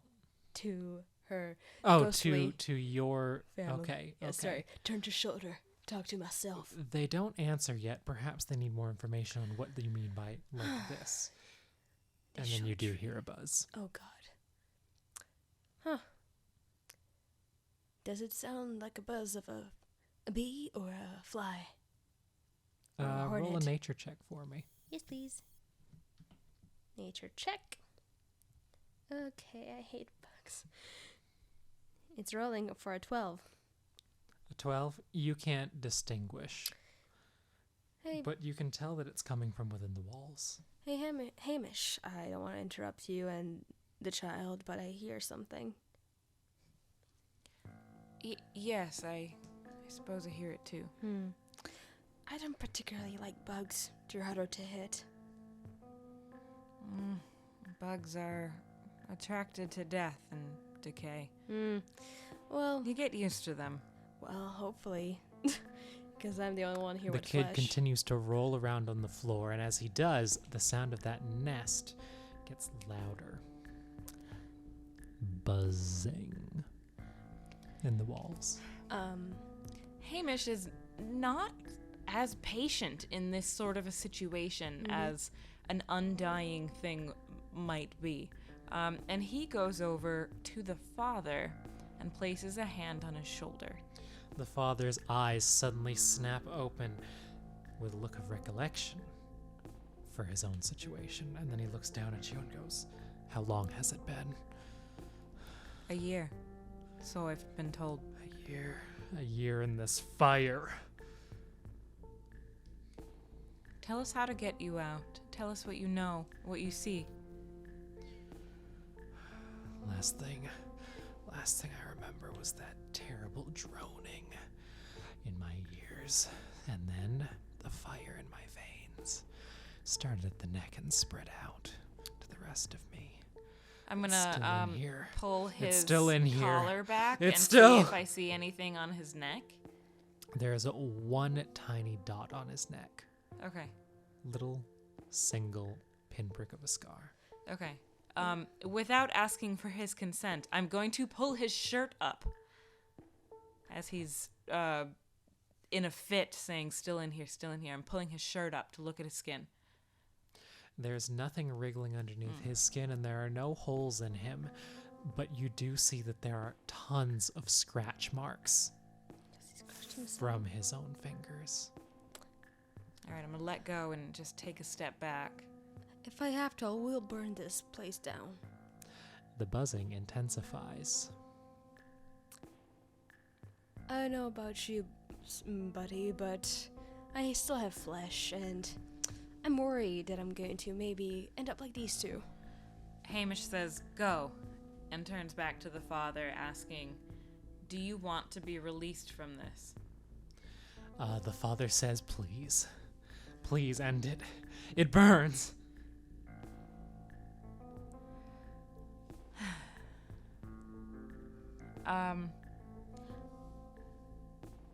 He continues to sob for his child and the fire in his veins. I will ask again my ancestors, do you know of a being or a creature that is in a insectual form that attacks? Is it common? Is it uncommon? Like, Your ancestors remain silent, though they look on. And then one of them turns its eyes back, and then the other. A third appears, and a fourth, and they all turn their eyes back in the same direction of that shack, of the door of a coming swarm. okay. Something with wing beats, and then more flow out. Flow out? Out of the doors. So they go out of this They're house. coming towards you. They're coming inside the house. I thought you said you exited. I was going to, No, I but told then... her Ah, to. so you haven't yet. No. They aren't flowing out. Instead, they're gonna start filling that room with you in it. Okay. Well, this is going to be interesting, and she's going to rage. Okay, you may enter a rage. Because I didn't say yet, but she's scared of spiders, but also some insects too, but she has a really big fear of spiders, but anything that is like buzzy, she gets really uncomfortable. I was going to tell Oh, you she that doesn't like the buzzy boys, huh? she doesn't like the buzzy boys, so when you said buzzy, I'm like, fuck, you're bringing the thing she's scared of, like, actual, like, It's amazing how I can always do this, and Yeah. always in the same way. because I never had a character who was scared of bugs, and I was like, okay, arachnophobia, that's what she has, but she also doesn't really like animals, but she tries to be cool about it. I mean, bugs. Well, she's not seeming very cool about it right now. Oh, She's no. entering a rage. So what is she gonna do as she enters this rage? She's going to, yep, and she's going to, when she's raging, she has advantages. She is going to, it's going to be hard to attack the swarm with what The she swarm has. fills You the are room. holding a torch. I a know. lit torch. I might be using the torch as my improvised What are weapon. you gonna do? Fucking swing it. I'm gonna swing my improvised fire weapon. All right, roll to hit. Do I use You're gonna just do a D20 uh-huh. plus your strength modifier. D20 plus my strength, which is my strength is +4, so D20 +4. And do I get blessing? Yes, you are blessed for a minute, Sorry, my which thing is glitching. is what? 10 rounds. Yeah. D20 We'll assume that +4, so 30 seconds have already gone by. without so the 5 blessing, rounds. 19 +4 without the blessing is 13, and let's roll a D4. Wait, what am I saying? 19 plus plus 4 4 is is 23. 23. And plus, I'm You pretty hit sure, some yeah. bugs. okay. I'm just making sure. I'm like, do I hit a swarm? And I'm like, they probably pop like popcorn Yes. in the torch. there. oh god. Some of them catch Yeah. fire, but there is a lot of bugs. And I'm initiating my ancestral thing, so they will get disadvantage. It's called the ancestral protectors. While raging, the first creature you hit, Okay. swarm, with your attack on your turn has a disadvantage on any attack that isn't against you. And when the target is a creature other than you, the creature has resistance to the damage dealt by the attack. Yeah. So your ancestors, in essence, will be moving to help protect people that are your allies, Yeah. but not you. If this one can keep me alive, I'm okay with that. Well, so the next thing that's gonna happen, though, is that you are in a room full of these stinging insects, and you're going to be making a dexterity saving throw with disadvantage. but with my bless. You have advantage on dexterity, I do. so it's It's just a gonna be a straight roll. flat roll. Yeah. With bless. Because I can see it. I can roll. Bless gives you advantage on saving. No, No, blessed is a D4. Yeah. Her character has advantage on dex saving throws. Yeah, while I'm blinded, deafened, or All right. Cool. I can't read that word. Incapacitated. Thank you. So you said dexterity saving throw. Yeah. So just flat dexterity saving throw then. Okay. The first roll without the D4 is a 26. That's it. That's the whole thing. Uh-huh. All right. So with the 26, you managed to not get stung by a million of these wasps. Fuck no. Fucking bullshit. All right. Just spinning around. Hamish, anything you're gonna do? Hamish is going to clasp his holy symbol and chant just a divine word. A burning radiance erupts from him, and each creature of his choice that he can see within range must succeed on a con saving throw. All right. One moment. Mm-hmm.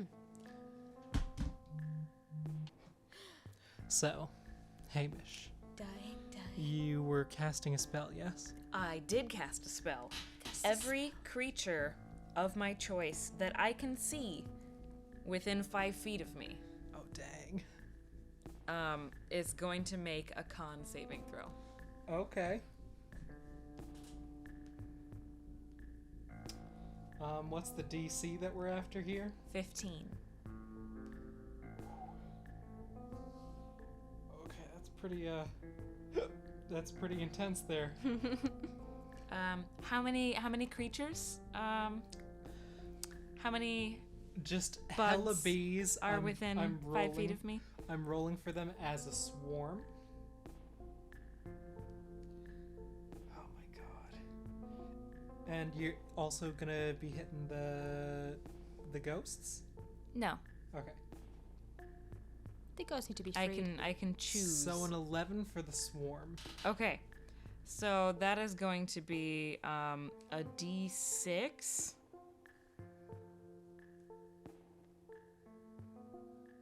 Oh, okay, so all of the bugs take 1 damage. But they're bugs. They have like 3 hit points, of course, right? Since we're counting it as a swarm, we'll say that you've definitely hammered some of the bugs, Okay. but some of the swarm is still going. They're like All right. falling down, right? Yeah, they're falling from the sky. Okay. Ooh, gross. Do they do piercing damage? You'll find out what kind of damage they do shortly, I'm sure. So Just making sure it's- what resistances I can use on against these suckers. I believe it's your turn now, yeah, right? yeah. Yeah, that concludes my turn. I'm not going to use a bonus action right now. Alrighty. I will keep, because I'm raging. I hate bugs. So she's going to keep swinging with her attack, with her improvised torch weapon. Yes, and it was a D20 plus 4 Your for my strength strength. modifier. Okay, let's do a D20 again, plus 4. 16 You plus hit. 4 is 20. So, yay. And Roll me 1d4. 1d4. I can add it. 4. All right. The swarm is taken down. With that swing of the torch, nearly the entire thing is down. Indeed, there's exactly 1 lone insect left. I fucking hate bugs. Does this conclude your turn? Yeah, you just see like you don't know if it's fear or anger. It's a mixture of both. in her. Definitely both. And her- Dexterity saving throw. Yeah. Dexterity. And you can use your advantage. Thank you. Dexterity saving throw. Advantage. So the first pure roll is just. That's a.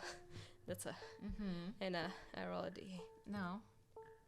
Oh, don't even bother rolling a No? D4 on that. Okay. You have advantage.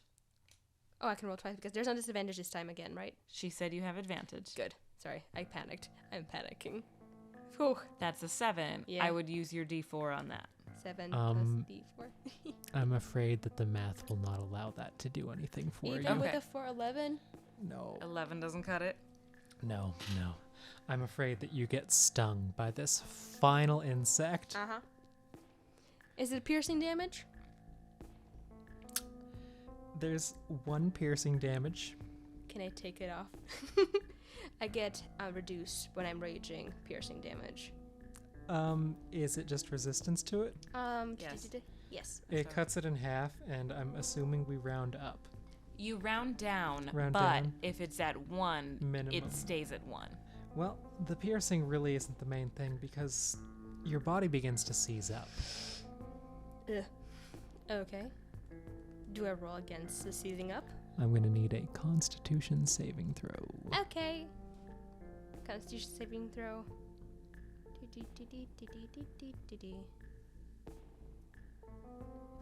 14. Let's roll a D plus. So A D4. D4. Sorry. Did it work? Roll. Okay. 14 plus 3 is 17. All right. So just as you begin to feel your body start to lock up on you, yeah, you're able to breathe, focus, and remarkably, you push through. I pushed the poison out of my body. For now, you resist the effects. Fucking bugs. And that one hornet or wasp, it falls away and it's done for. It's gone. Mm-hmm. With this, that concludes all of those bugs. What the fuck? How will you two proceed? She's still angry until she hits something else. I'm gonna look around the room. Can I see like where they came from? If it was a hole in the wall or something. They came from a gap between 2 boards in one of the walls, kind of on the left. I would like to go over there and kind of peek into the boards. Can I hear anything? Can I You have see dark anything? vision, right? Yeah. When you peek in, you see that there is a massive hive behind these boards in the wall. While that swarm is gone, that doesn't mean it's all of them. Okay. The hive has more. I'll go back to the father and the child. The child is still doing his giggling and whatnot. He's starting to recover from his fit on the floor, but now he's just beginning to scratch, much like his dad. For him, it seems like an itch. For his dad, it seems like a desperate attempt to cause a leak from his veins and just let all of that out. I'm gonna ask the father, where is your body? They buried it. It's out in the graves. Okay. Do you want me to burn it? Oh, the body, it's not the body, it's me. The soul? I need peace. I stayed. I shouldn't have stayed. I don't know the way. I don't know the way forward. I shouldn't be here. Can I do have a ceremony spell, but it's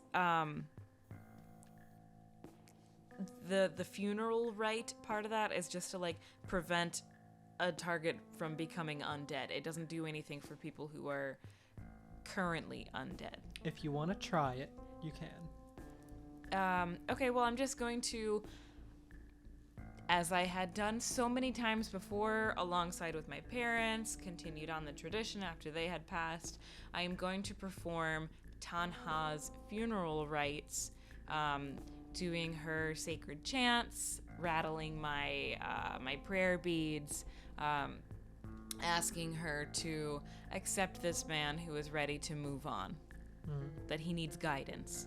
All right.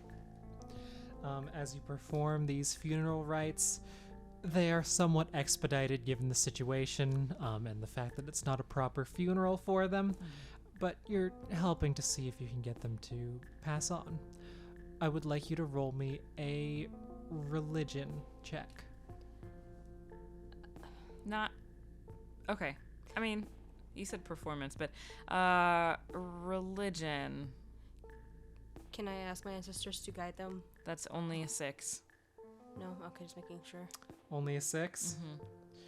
This Tanha doesn't like me very much right now. She's not feeling it. It's a room with 3 undead. Yeah. Yeah. I am surrounded by great company. It's quite cool around these parts. Mm-hmm. Boo-ha-ha. Can you leave this house I don't want to. because of your son? He doesn't know how to leave. He hasn't learned. Take his hand. I can't focus for long. I'll guide you. Can you? Will you take my hand if I take his? The old fella reaches out. Okay, I'm gonna grasp his hand and go over to the child and take his and say, "Come along now." Together, they take your hands. I would like to. Oh, jeez. Should I take him to their graves or to the shrine? You can consult your friend. Friend. To the graves or to the shrine? You can consult as Hamish as well. Yeah, I said friend. Hamish, like, she'll look curiously. They are probably believers of Tanha as you are. They were, or are they? You can ask them. Do you want to return to your bodies, or do you want to go into a temple of the goddess that you worship? Dana.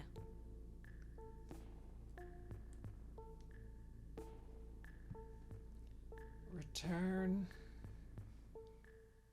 to the temple. I would not desecrate the temple with my form.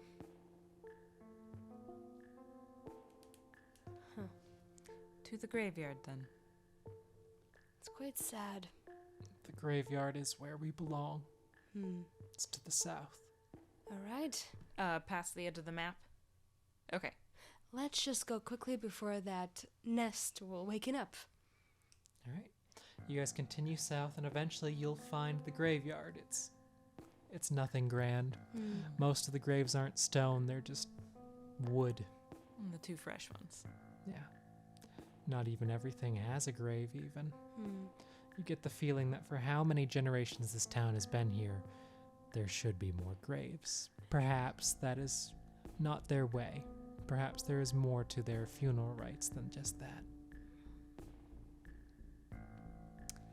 Well, I don't know their funeral rites. I only know my own, so I'm assuming that they have a family plot or something. There are some graves here that the father points toward. Continuing to take their hands in mine, I will lead them and kind of give them a healthy nudge towards their graves and resume my divine chanting. All right.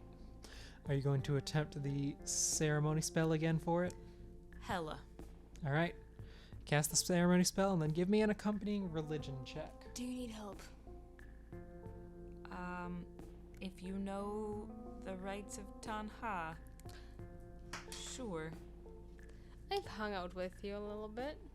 You probably talked about it. It is reasonable to say that you've seen enough of it by now that you might be able to assist with a few things. It might be awkward, but she's trying to imitate everything that she has seen her compatriot do. Make her religion check. Okay. All right, I rolled a 12.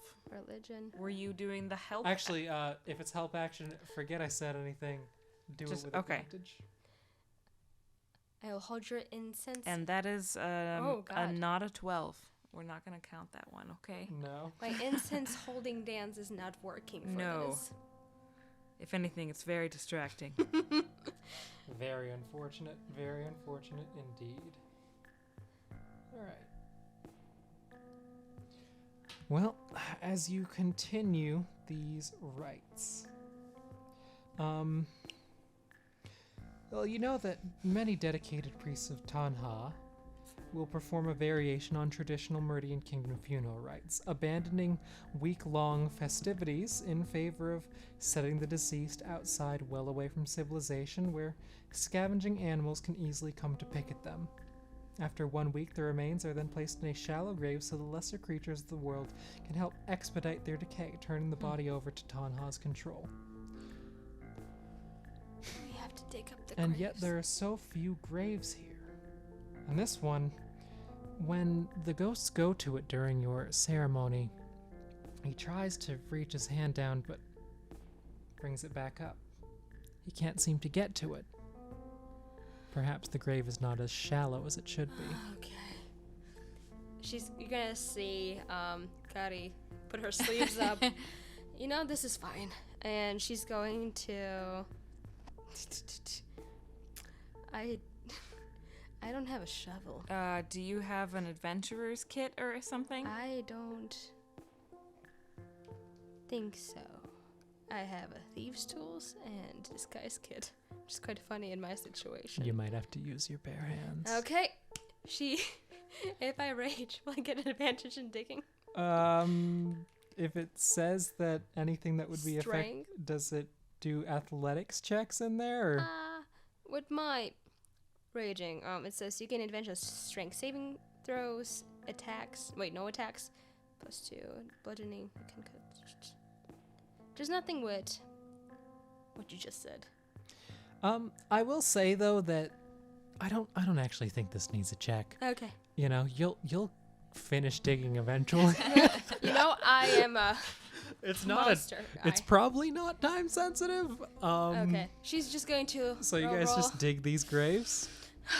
This is so wrong. You dig and you dig and you dig, and eventually you find their pale bones. They are far deeper than they should be. Normally you'd call someone being buried wrong negligence, but it would have to be deliberate to go that deep. Why the fuck is he so deeply? Don't you people leave your bodies out higher? Is there anything buried with the bodies? Are they clothed, jeweled?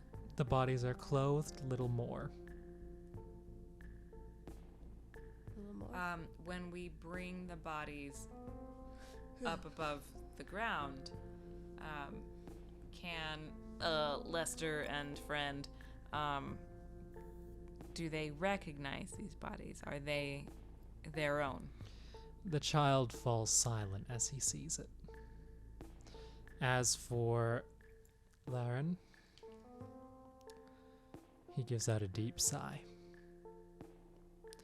These are the ones. Even being here now, I just can't. I can't go. Why not? We're supposed to be able to go. We're not supposed to linger. Not here. Is it because of somebody that left you? I don't know why, but Hornets. maybe there's more you can do. Huh. Can I roll like an insight check or something about like the priest had talked about he thought he was doing his job correctly, and yet the bodies are buried so deep. Imposter. Can I like insight check on? You can do an insight check as you recall that, and then tell me more of the specifics on like what you're trying to interrogate in that memory. I'm trying to discern if the priest may have done something incorrectly, may have confused some of the rites, and did this not deliberately, but if the priest somehow is keeping these people here. And they're not all of the people, right? This looks, you said. It's 14. A 14. With the 14, you can, looking back and with the evidence before you, you start to kind of piece some things together. This really does seem like a strange case. For them to be buried, I mean, it's not exactly negligence, or at least you wouldn't think so. And certainly all of these bodies that you're looking at, it's just the bones left, so the decay has been properly facilitated. But they were so deep, it might have taken longer than it should have. maybe the one who did the burying wasn't someone who is as wise on exactly the depth that it should be. It's possible that negligence could still be on the table. You may need to poke that priest some more. Okay. For now, I'm gonna tell the father, you can stay here with your bones, or you can go back to your house. But I'll have to talk to the priest in town. Could you do us one favor? Of course. Could you crush our bones? I have some tools back at our caravan. The flesh may be gone, but we're still here. Maybe if the bones are gone too, we'll have a chance. Do you want me to carry them there, or do you want me to? Hamish will remove his outer layer of robes, and it is more apparent that all he is a skeleton and some fancy clothes. And he can wrap up the bones of the father in one layer and wrap up the child in another. Okay. All right. And you'll be taking them back then? All right. I'm just curious. We can be forward with these priests, but if you ever need me to, change into something that he might speak more loudly to, I can still do that. Speak loudly? I don't know, more upfront. I've just been thinking, I've been observing the child. Shake him down. Is that what you're... Something like that. I don't know, pursuing a different form, you could say. A child form of a person who survived. With weird questions. Transform into a child? You know what I do.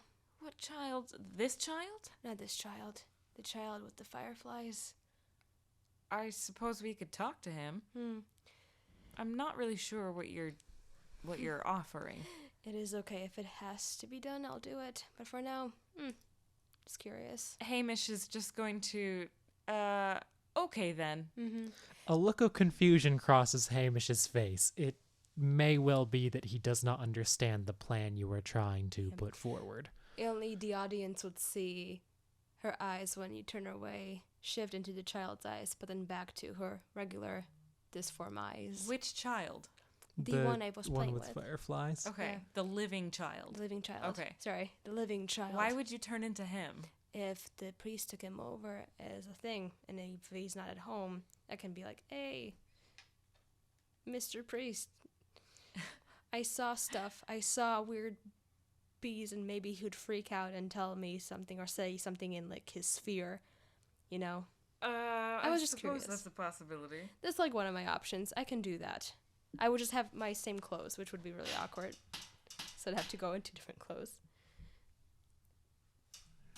But yes, it's okay. I'll leave it as my last resort. All right. So you guys head back and we can check in with Ghoul, yes? Ooh. Ghoul and Mr. Jasper. Bigsby, actually. Jasper is the chicken. Yes. All right, Bigsby, so what are you doing now? Okay, so sneaking around to the back of this to avoid any untoward observations. Roll me. You know what? Actually, I don't think anyone's actually around to see you right now. I don't think you need a stealth check since you're going around back. You're good to go. Excellent. Bigsby straightens his hat and undoes his coat. Flipping it back a bit, he also undoes his rather elegant black and red vest that has far more pockets than one might imagine possible. As he nears the back of this, he attempts to find a window, but as he's looking for this window, something pops up from his exposed mechanical shoulder. At first, it's simply a curved bit of metal, copper it looks like. He reaches up and pulls on it, and pulls out a rather long thing. a light crossbow that seems to have been tinkered with in some way. As he pulls it out, the bow's two arms kind of just flick out like thunk, and the string also flicks out with them. It seems to be quite equipped, as it were. Hmm. And what do you do now that you've got this out, Bigsby? He continues to look for a window of any kind. You locate a window in the back. It appears to be locked. Glass. Excellent. Bigsby reaches into one of his many pockets and produces a small copper orb. This orb slowly begins to light up, with a small glow that extends about 5 feet in any direction. However, Bigsby makes sure to cover this with an errant grease rag to ensure that there's only a little bit of light showing. And he shines it in to this window to see exactly where he's going. Shining into the window, you see that this looks like a fairly normal house. But then, in response to the light, something smacks into the window from the inside. It looks to be a very, very large wasp. No. It flies off into the dark again, but then comes back again, landing upon the window, and then off, and then back once more. It is so big, nearly the size of a hand. I see. Well then, Bigsby takes a moment, reaches into his coat again, pulls out something else. Another copper orb, but this time there's something etched into it, which looks to have been packed with some sort of herb. As he takes it out, he shakes it a little, and it begins to issue a rather unique scent. Something like moldering flesh. He puts it a couple feet away from the window. And he also puts this shielded light with it so that it shines on said orb. Then he goes to the side of this window, ensuring that the wall is between him, that he's essentially got his back up against the wall, and begins to work with his thieves' tools. Two little arms begin to extend from his chest, mechanical arms, equipped with what looks to be multiple different heads of certain tools, picks, and other things that one might find in a thieves' kit. He's going to open the window, and from the side, raise the window to let the wasp out. The wasp gets out and flies off into the night. Well, not what I was expecting.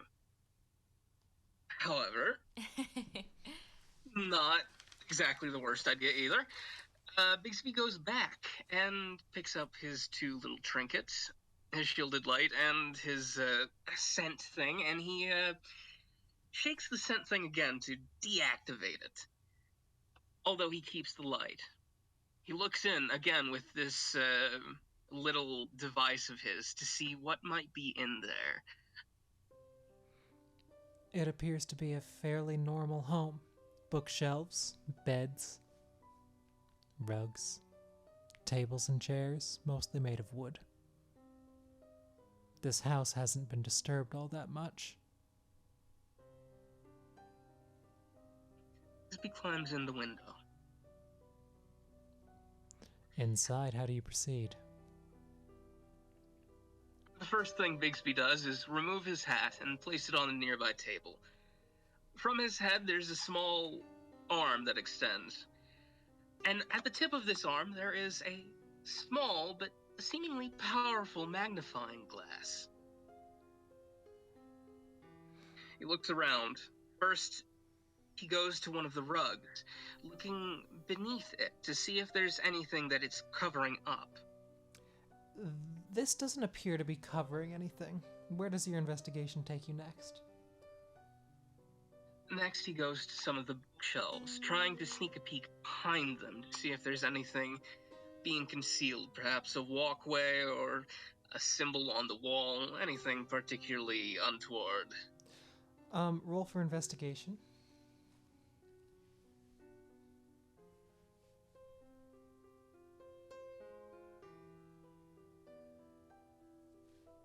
It would be an 18. Man, I'm actually really rolling pretty high today. Although you don't find any secret doors or anything, you do note that there are several jars of varying sizes upon the top shelf. There's also a stool beside the shelf, perhaps something that a child might use to reach them. Within some of the jars, there are broken wings. Others are empty. One of them has a dry leaf.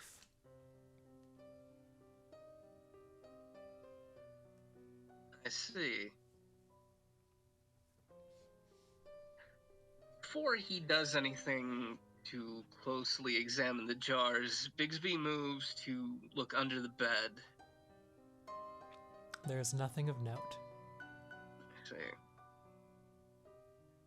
Well, Bigsby, being only about 3 feet tall-ish, grabs the stool and moves it over to reach up and bring down one of these jars. You are able to bring down the jar without any problems. And what is this jar filled with? This is one of the jars that has a few broken insect wings on it and a single dried leaf. Is there anything particularly unique about the leaf? No, it seems to be something from the area. Probably an apple tree leaf. I see. Bigsby opens the jar and dumps the contents out. The contents slowly fall to the ground. Nothing more happens here. Bigsby does so with the rest of the jars. All in all, you get a nice tidy little pile of dried leaves and insect wings. A few odd broken legs as well. Okay. There's even a tiny bit of spider silk. What I the see. fuck? Let's put this down. Bigsby takes a look around the rest of the home to see if there are any particular items of interest.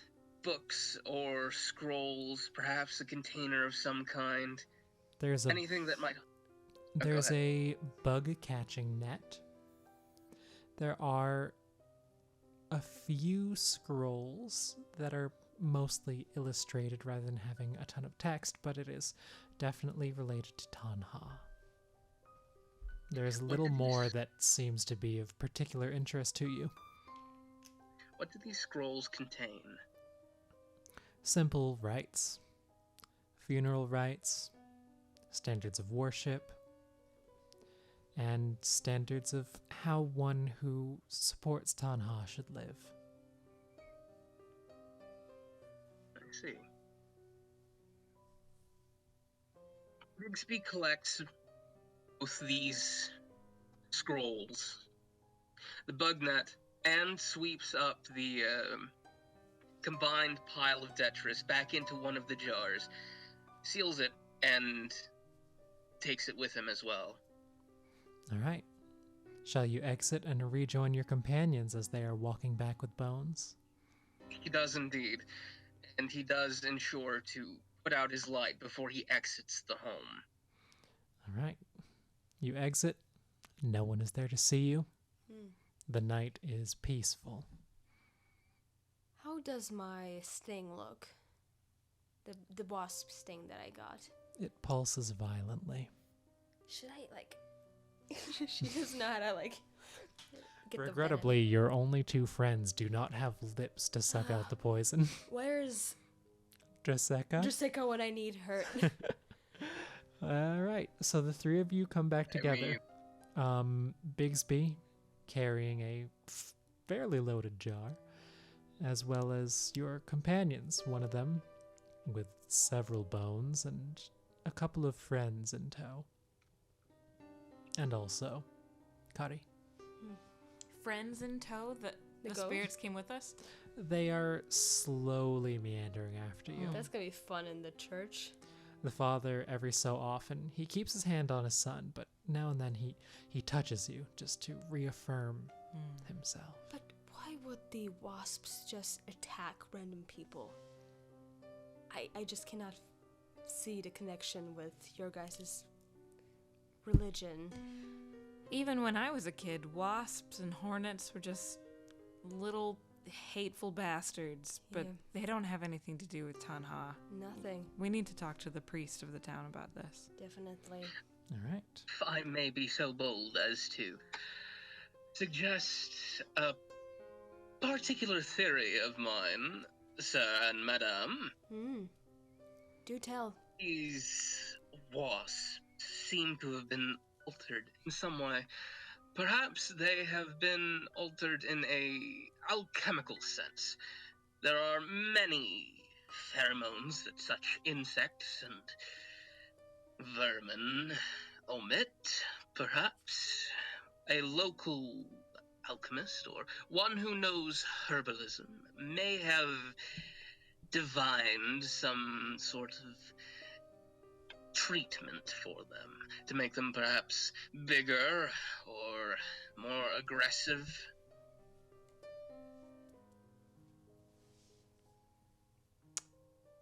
Well, but what would anybody gain by doing this in this small town? The only... It might Covering not be up intentional. Evil. Huh.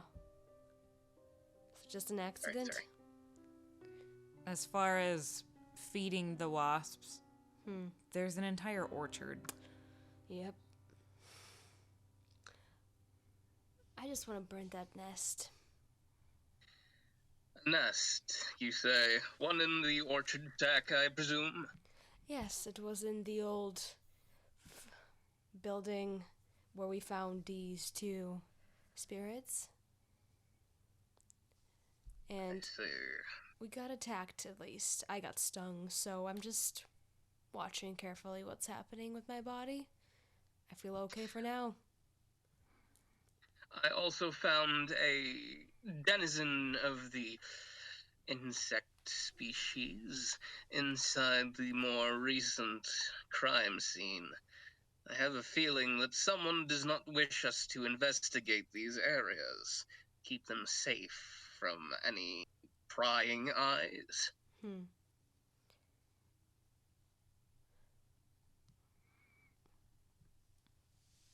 Either they thought we were gonna die, or just going to just leave the mystery be.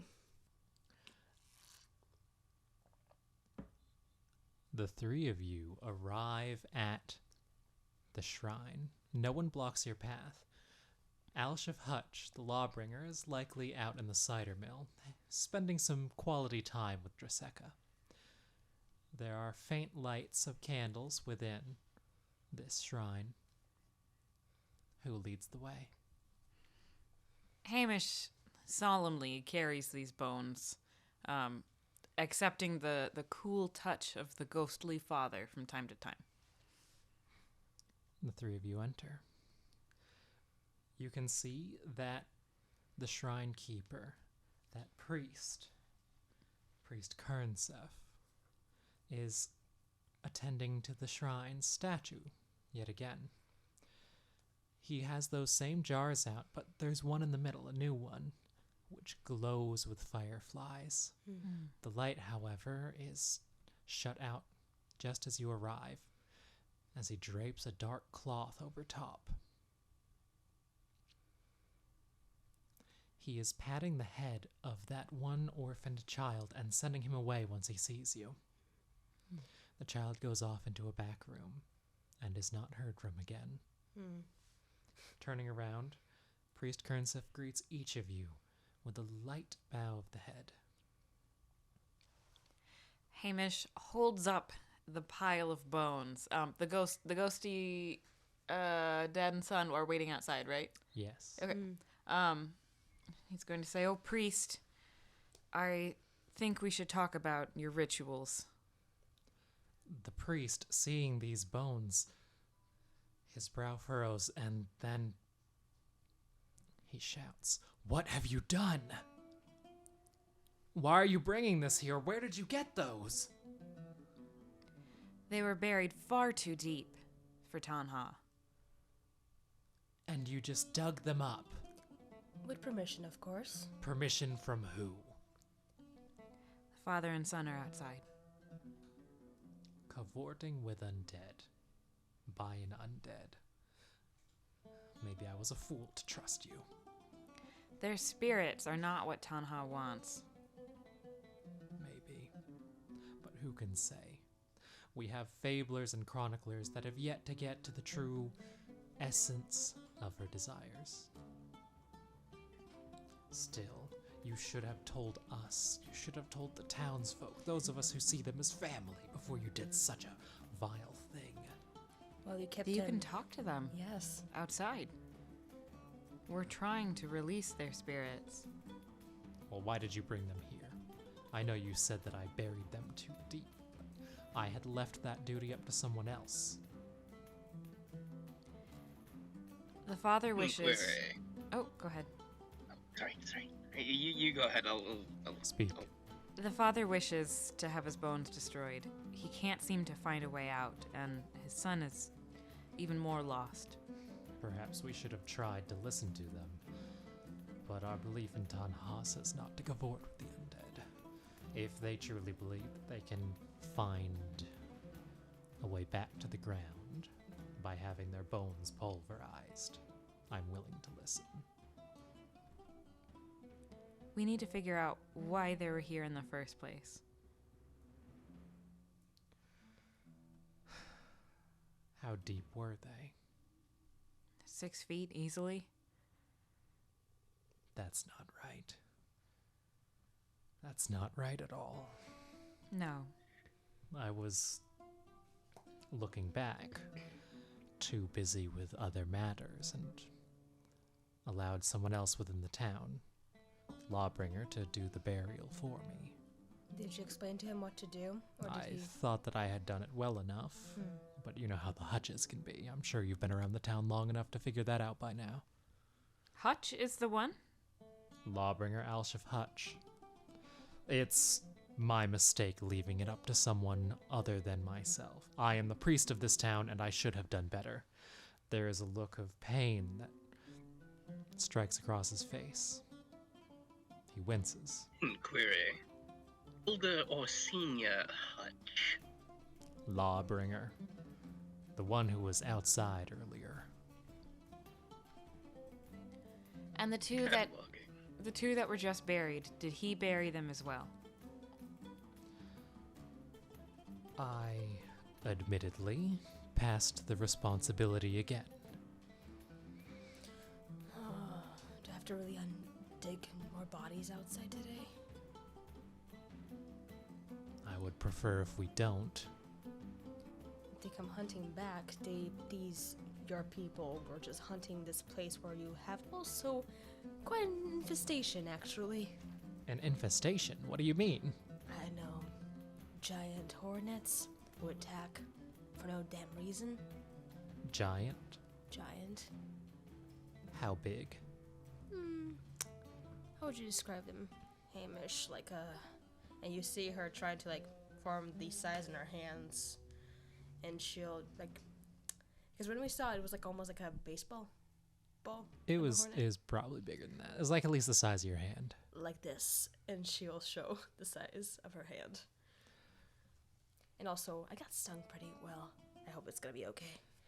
Stung. You're still walking. Of course I am. This is something that you know about. Tell me what you know about the Hornets. I'm not sure that I should say. So what's going to become of my friend? The pieces are beginning to fall into place, and I'm not liking the look of this puzzle. I don't know how to say this. Could one of you please close the door? And perhaps another of you fetch the child and send him over to the mill while we speak.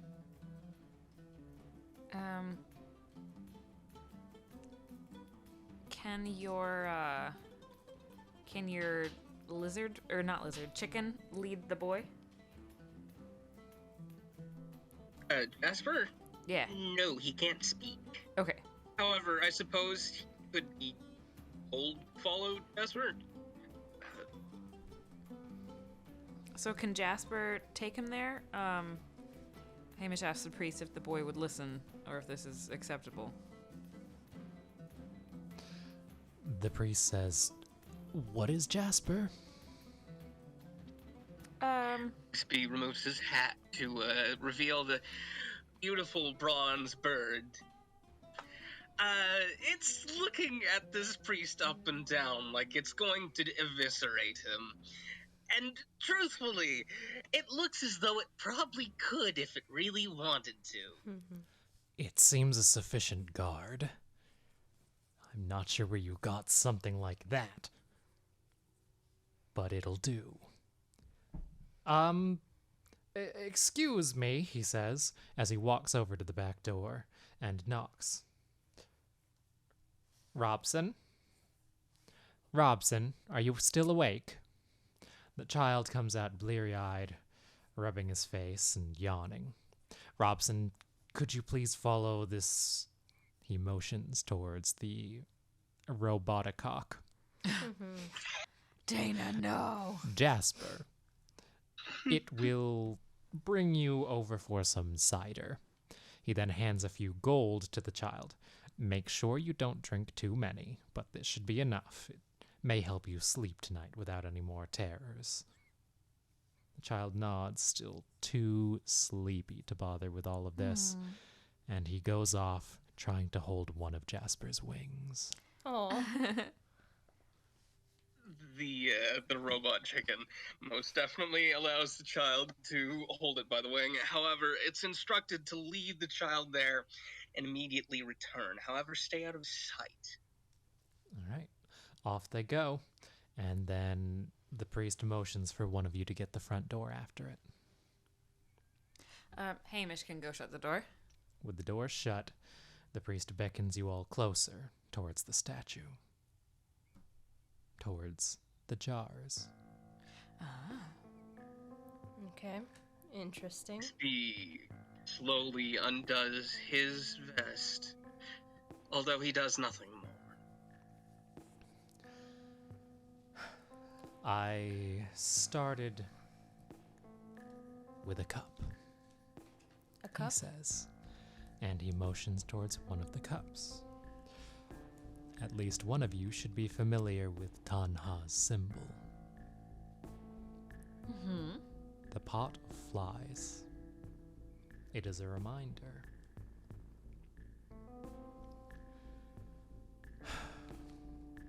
Based on an older and far, far deadlier curse that used many, many venomous insects.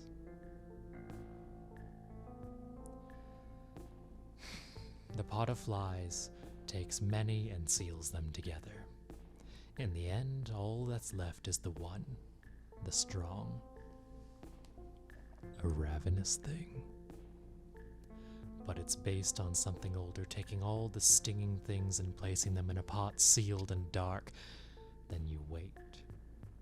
And last one left, swollen with all of its brethren now devoured, harbors a venom most potent. It is a curse of death that still places the final step, administering the toxin, in your own hands. It is a tool of Tanha that I have been trying to refine over the years.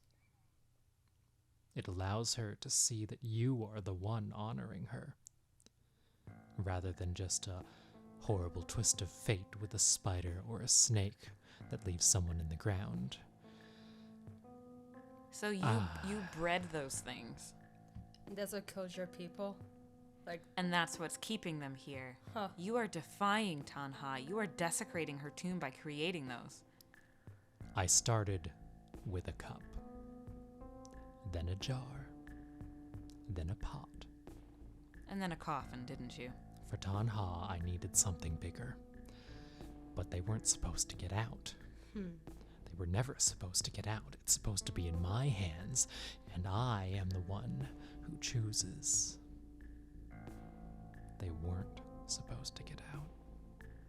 You said there were entire hives or swarms? The one that we were attacked, there was a whole swarm. The entire shack is filled with them. It's quite disgusting. They were also moving in on the more recent crime scene. Oh, great. I am beginning to suspect they may have been the cause. He turns around and lifts up the dark cloth from his most recent jar filled with fireflies. The children gathered them for me. It's fun for them. Helps them stay out of trouble. Keeps the parents from many headaches. You are inviting children to help you commit sacrilege. You are no priest. Not You are a sacrilege, defiler. sacrifice. Is that But in it your wasn't religion? supposed to be like this. No, It never it is. is. It is not the way Tanha does things. His She doesn't hands kill. shake. She's not the god of death. She's the god of decay. She takes She what is wants it naturally all. hers, and it will all come to her in the end. There is no reason to rush things. If I bring it faster. She will not love you anymore. Roll for intimidation. As you're rolling, you note that the priest's hands shake. His eyes seem to sparkle. I have in the advantage dim on it, candlelight. intimidation, because of my race. So it's a 14 and Nice. 17. You scary. His head hangs low. You, an undead, an abomination, I am. are the one who has shown him, exposed him. He cannot bear to turn around and face you, much less utter another word. At least not unprompted. Hang on 1 second.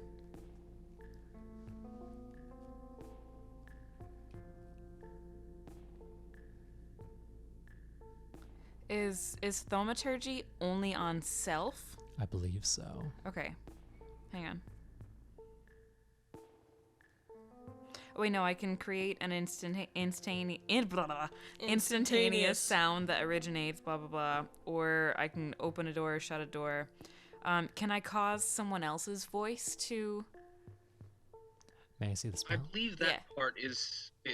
I believe that part is exclusively self. Okay. I'm not entirely sure though.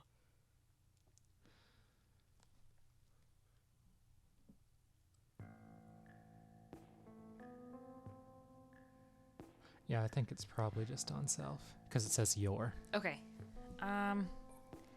Shoot, I want to do something. Do it. I'm trying to figure out how to do it with Anything's 5e. possible. You also have a supported. moment to, if you need to, talk things through with your team and character. This man is still saying nothing unprompted, merely gripping the stone edge of that statue, staring down into the jars and pots and cups, both empty and the one filled with fireflies, captured by the son now orphaned. Little Robson Stenar. While this was like being conversation about like all these bugs, they're potentially killing people. That's when Kari would look at her wound and be like, am I supposed to be dead right now? Like just getting to look at her wound and see how it's looking. Or roll a medicine check. Yeah, again, because I'm before. A question: can Bigsby use his alchemy kit to help with this? With what specifically? can he, at the very least, attempt to diagnose if this is incredibly poisonous and or life-threatening? I will say that the nature of this curse is one that can border on natural alchemy, and thus, if you have proficiency with an alchemy kit, do you? Excellent question. I'm pretty sure I do.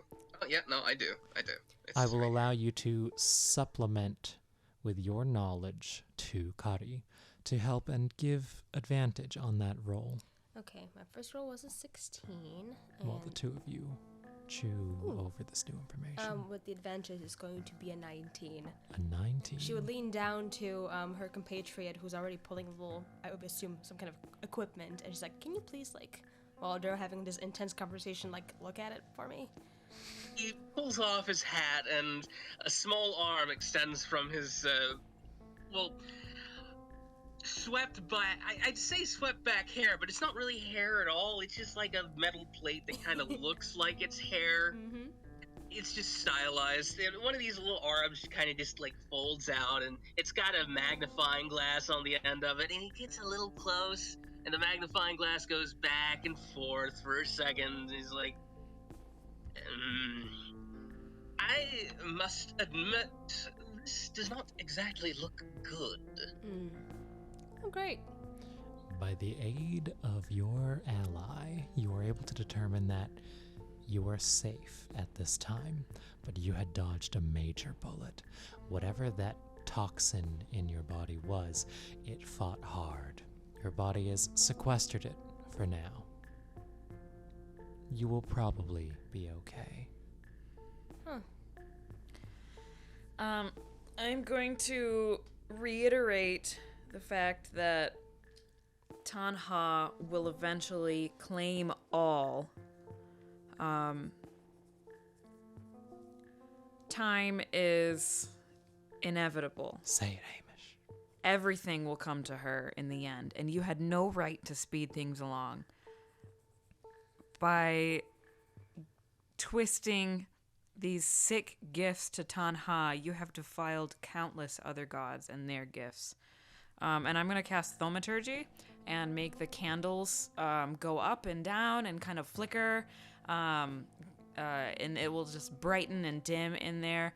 And I also want to use Thaumaturgy to make the doors and whatever shutters kind of rattle and slam shut. So Give me a religion check. Let's see if you can get any additional ammo for this from your special training as a cleric. Oh my gosh, but my goddess hates me. Probably, I don't know. Maybe she's yes. 18. With an 18, a thought pops into your mind. It seems almost as though this man has been trying to do the role not of a priest, but of a fabler, of a chronicler, of a philosopher within the Meridian Kingdom. He is trying to interpret history rather than simply carry out what those who are trained to interpret have put down for priests like himself to do. By adding this to your argument, you may roll intimidation for this with advantage. Okay. Well, I already have advantage, but, thank you. You know what? Roll it with advantage plus an additional +1 on top of anything that you already have. I rolled a 21, so is that good? So you get Is that good enough? I think it's quite good. When you do this, as the Also, I want the shutters and the lights and everything to be drawing attention if anyone is outside watching. the shutters draw attention, the lights are going, and in the end, he swipes his hands all the way across the front of that statue, causing all of his jars and pots and cups to smash to the floor. A wave of fireflies enter the air. I cast what is it? I cast Word of Radiance. You don't And I shake my prayer beads and I start chanting some words of Tanha. And all of the creatures, all of the bugs are going to have to do a con saving throw. These bugs, I'm just gonna say they don't make it. They all pop. All the fireflies, which are already glowing, burst to become little bright white candles. At least 100 of them up in the air right now. And then it is dark in this room. But outside, a crowd has gathered. Word travels fast in a small town. Happenings are heard and then seen. People are curious. And soon the whole of Tommon's End is outside, peeking through the windows, cracking the door, looking on as the priest. Go ahead, Ghoul. Sorry, go ahead. Sorry. Looking on as the priest turns around, tears streaming down his face. I didn't mean to. But you did do this. He sinks to the floor, sinks to his knees. A year ago, you took 2 lives. And now you took 2 more. My only solace is knowing they are with her now. He cuts his eyes and bows down before you on the ground. His back is it's just facing up. It's exposed. He's basically curled over. This is a man who is defeated. Is Hutch in the crowd? Remarkably, Hutch is one of the few people who isn't in the crowd. Okay. At least not the younger Hutch. Okay. The older Hutch is here, though. Bigsby, lock him up.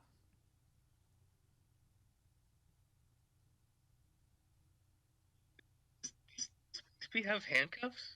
Oh, Can I you do might that? you might have rope. You probably have rope in your inventory. I mean, I probably do. No, I do. I definitely do. I don't. I feel like I'm suddenly coming to the realization that Bigsby should have handcuffs. He should absolutely have handcuffs in one of his many thousand pockets.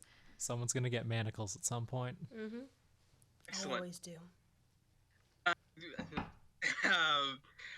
Bigsby walks over to the man, and from he holds both his hands up, and one of his hands, his left one, kind of just like folds back on itself, and a bit of rope begins to spool out from his exposed mechanical wrist, and he just kind of like pulls it out a little ways, like so much floss, and then his hand snaps back into position and kind of just like cuts off the little bit of rope, and he binds this cleric with it. However, as he binds this man, he leans in and whispers, "Cleric or not, sir, you are most definitely guilty of murder." Priest Kernsef does not resist, and Priest Kernsef does not have another word to say. You have apprehended him. Go ahead. There's still the need of burning that hive down. We need to talk to the Lawbringer first. Yeah. The door opens. Well, I heard you say Lawbringer, and I can see clear as day. It took 3 outsiders to get to the bottom of this case, and regrettably in the past few years, my son has been unable to do that. Perhaps I retired too early, passed the baton before I should have. I will serve as Lawbringer at this time. Bigsby interrupts the man before he can really finish his grandstanding, as it were. Or perhaps, sir, who were never fit to hold said baton in the first place. Alright, say that one more time. That was beautiful, actually. Kari snickers, but you can repeat it one more time for Dina.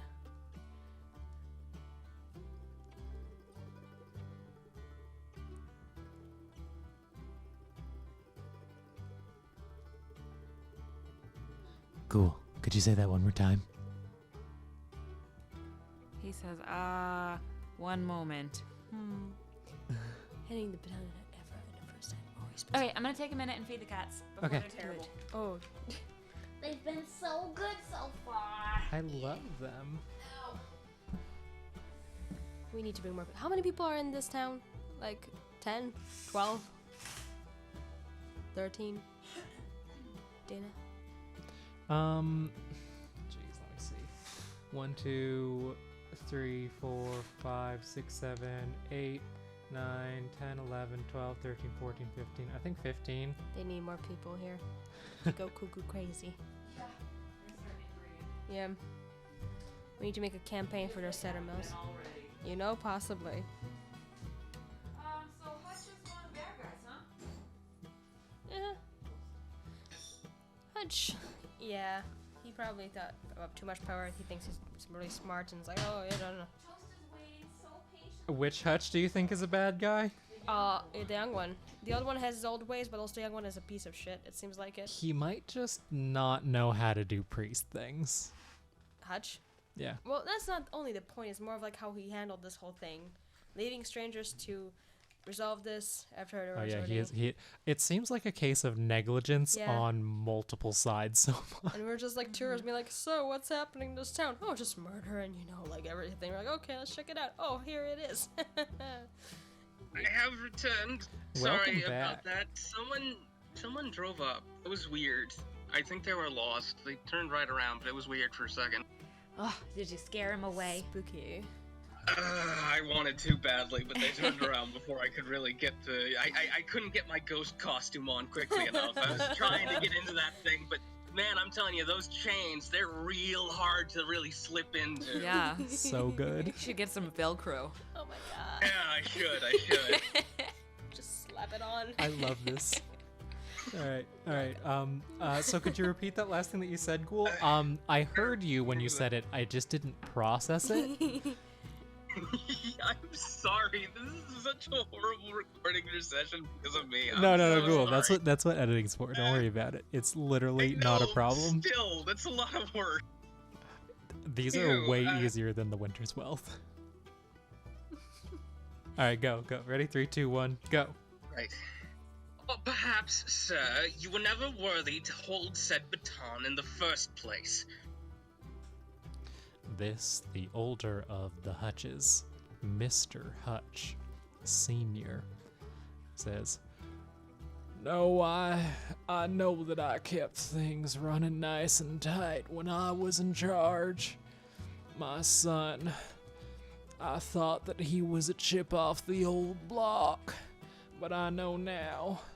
Just because it's a small town doesn't mean one family should hold dominion over a single task. No, I believe that baton needs to be back in my hands and passed to someone worthy, someone with as much investigative prowess, gumption, and caring as the three of you. You may hand that man over to me. I will have him personally expedited and overnighted to the closest Meridian Kingdom authority in this side of the border. He will be dealt with by his peers who are fit to pass judgment upon him for these transgressions, for this negligence." I can agree with that, but there's still the matter of the other bodies. "Yes, we will have to go to them post-haste and make sure that we deal with them accordingly. Please, allow me to make sure that this happens." And he will bow his head deeply to the lot of you. In the crowd, do we see Lester and whatever his name is? What was it? Laywin or something? Lester and Lauren.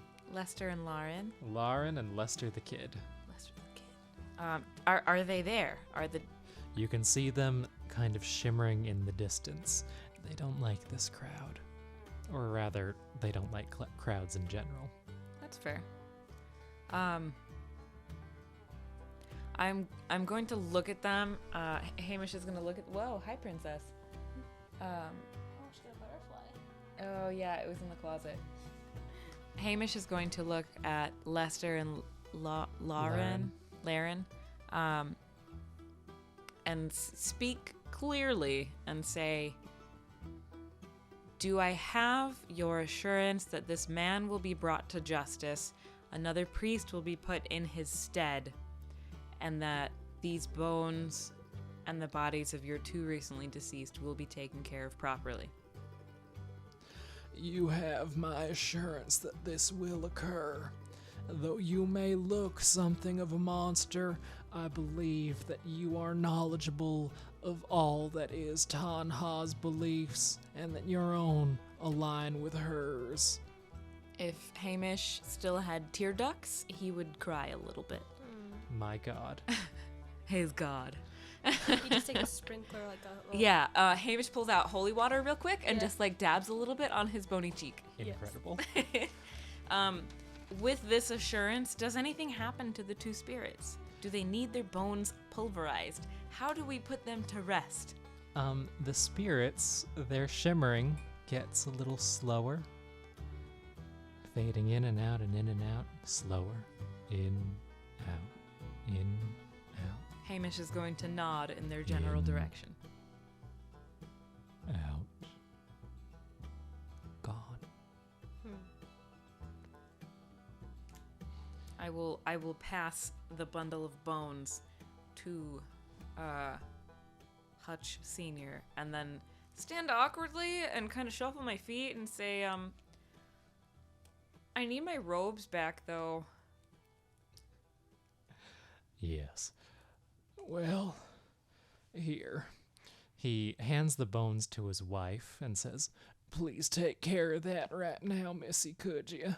And she goes, "Yeah, Hutch, I can do that." Oh, God. And she heads off and takes the bones elsewhere, then returns with your robe, hands it off Cool. to you, and then she goes off again to finish what she started. Mr. Hutch Sr. Yeah. Actually, you can just call me Mr. Hutch. I've got half a mind to disown my own son after what's happened today. This town has suffered enough. Precisely. I'm just curious. The cause of all these deaths, they're still flying about, and I wanted to get permission before we expose of them to burn down your lovely... What was it called? The orchard shack. Yes, the Orchard Yes. I believe that we will handle that. Its proximity to the trees means that we need to ensure we do this in a more controlled manner, but we will also add that to the list of proper cleanup to do once you have all moved on. Will you be okay, though? They are quite dangerous. We handle bees and wasps on the daily in our orchard, especially as it gets towards the end of the harvest. With this, we'll be prepared. Smoke them out, burn them down. That's how we do it. If you say so, she'll just like... How do you say? Not shimmy her shoulders. Shrug. Shrug her shoulders, yes. Shimmy is like, you know, Yes. when you're doing Now, a dance. if She there can isn't shimmy. anything more, I'll be taking that ne'er-do-well off our hands. Kari just look at her 2 compatriots, like, I think he's got this. Hamish reaches down and yanks the pot of flies emblem off of the priest's neck. Away it goes, and it gets just the tiniest little yelp, and then farther sobbing from this man. I'm not gonna keep Bigsby it though. pushes I'm the not- man forward. Just put him on the ground. Mr. Hutch takes him and walks him out in the direction of the warehouse. I'm not gonna keep the emblem though. I want to put it on the base of the statue. You place it on the base of the statue, and Yes. there it is. The townsfolk realize now that they don't have a priest in the town anymore, but they'll find one. A good one. Do you guys head back out to your wagon? Yeah, I think we should start to tidy things up a little bit. What's gonna happen to the boy? Who are you asking? Or do you just wonder? You know what? Let's ask Hutch, the one and only. Robson was the boy's Ask name? away. Will you take care of the boy? The boy will be taken care of by the whole of the town. We'll make sure of it. You probably saw them earlier playing their games. The other kids are good folks. They'll know to watch out for him. And in turn, he'll grow up and he'll watch out for them. Who knows? Maybe one day after all this, he might be the next one to take the baton. In a small town, you can never be too sure. But I think we've got just about enough time left in me to wait and see. Thank you again, all of you. We don't have much to give, but please allow us to load up your wagon with some of our cider. Yes. She's so excited. She's like, man, I can try it. The actual thing we came here. I'm gonna give a glance to Bigsby. A very knowing glance as a person who cannot consume food. Bigsby takes a moment and gives a nod. However, he does tack on, while you're loading, sir, do be careful of the delicate instruments in the back of the wagon. They are very important to my investigations. Oh, but of course. I'll be sure to do that. Everybody, you heard him. Let's get this done the way only Tommon's End can. Alright. So with that, shall you guys go back to your wagon to rest and help things load up? Yeah. Well, We should take our leave soon. yeah, So if we're just here for the night, right? So we finished this case about like what time? it's about like midnight by now. Okay, spooky Yeah. hour. Yes. Perhaps. The witching hour. Was there something you wish to say, Ghoul? Bigsby would like to approach his two compatriots, three, if the, Dresekka has not Horse. yet returned, but you have a feeling you might see her soon. And lazy bones. For shame. Bigsby walks from the steps of the shrine, Jasper practically flapping up to perch atop his head and rest beneath his hat. Bigsby approaches the two of you, and he does seem a little concerned. If I may make a request of the group, sir and madam. Go ahead. Hamish looks down at himself, not really considering himself to be a sir anymore. But nonetheless, go on. If it would be not necessarily too troublesome, I would like to keep this place under something of a watch, perhaps for a few days, or at least 3 or 4. I would like to ensure that that priest was not the only one in on this scheme. I agree. I'm not very confident in the Lawbringer Hutch. It's just, I am not confident in most of the people here. that's why I hate small towns. This is what happens. Well, I would very much like to remind you both that most recent victims had their necks snapped, or so we can only surmise from what we have been told by 2 very, it seems, unreliable witnesses. You can still ask the boy what he saw. I doubt we'd get much of use from him. However, I would not rule it out. If any of you would like to approach him, I would be very grateful. However, I do not think I could get much from him. Well, we did play a nice game of kicker. Kicker. Kicker. Kicker. Yes, the kicker. I actually invented it, guys, so they know what's what, and I'm quite cool in this town for these children. I can go talk to this boy. Hopefully, appeal to his young spirit. yeah. What exactly do you go to ask him? First she would look for Robson. He was going to have some cider, right? Yeah, he was gonna go have some cider, but in time he also came back out to the shrine. Some townsfolk went to catch him. Sweetie, Robson. Yeah. Like, whenever we would get always bugs in our house, did you ever get any insects in your house that might be like quite loud and big? More violent or attacky towards you? I would get attacked a lot. You can see here on my sting right here. They told you what happened? More we piece it together. My parents. It was in the house when it happened. I still can't stand the buzzing. It is okay. So it was...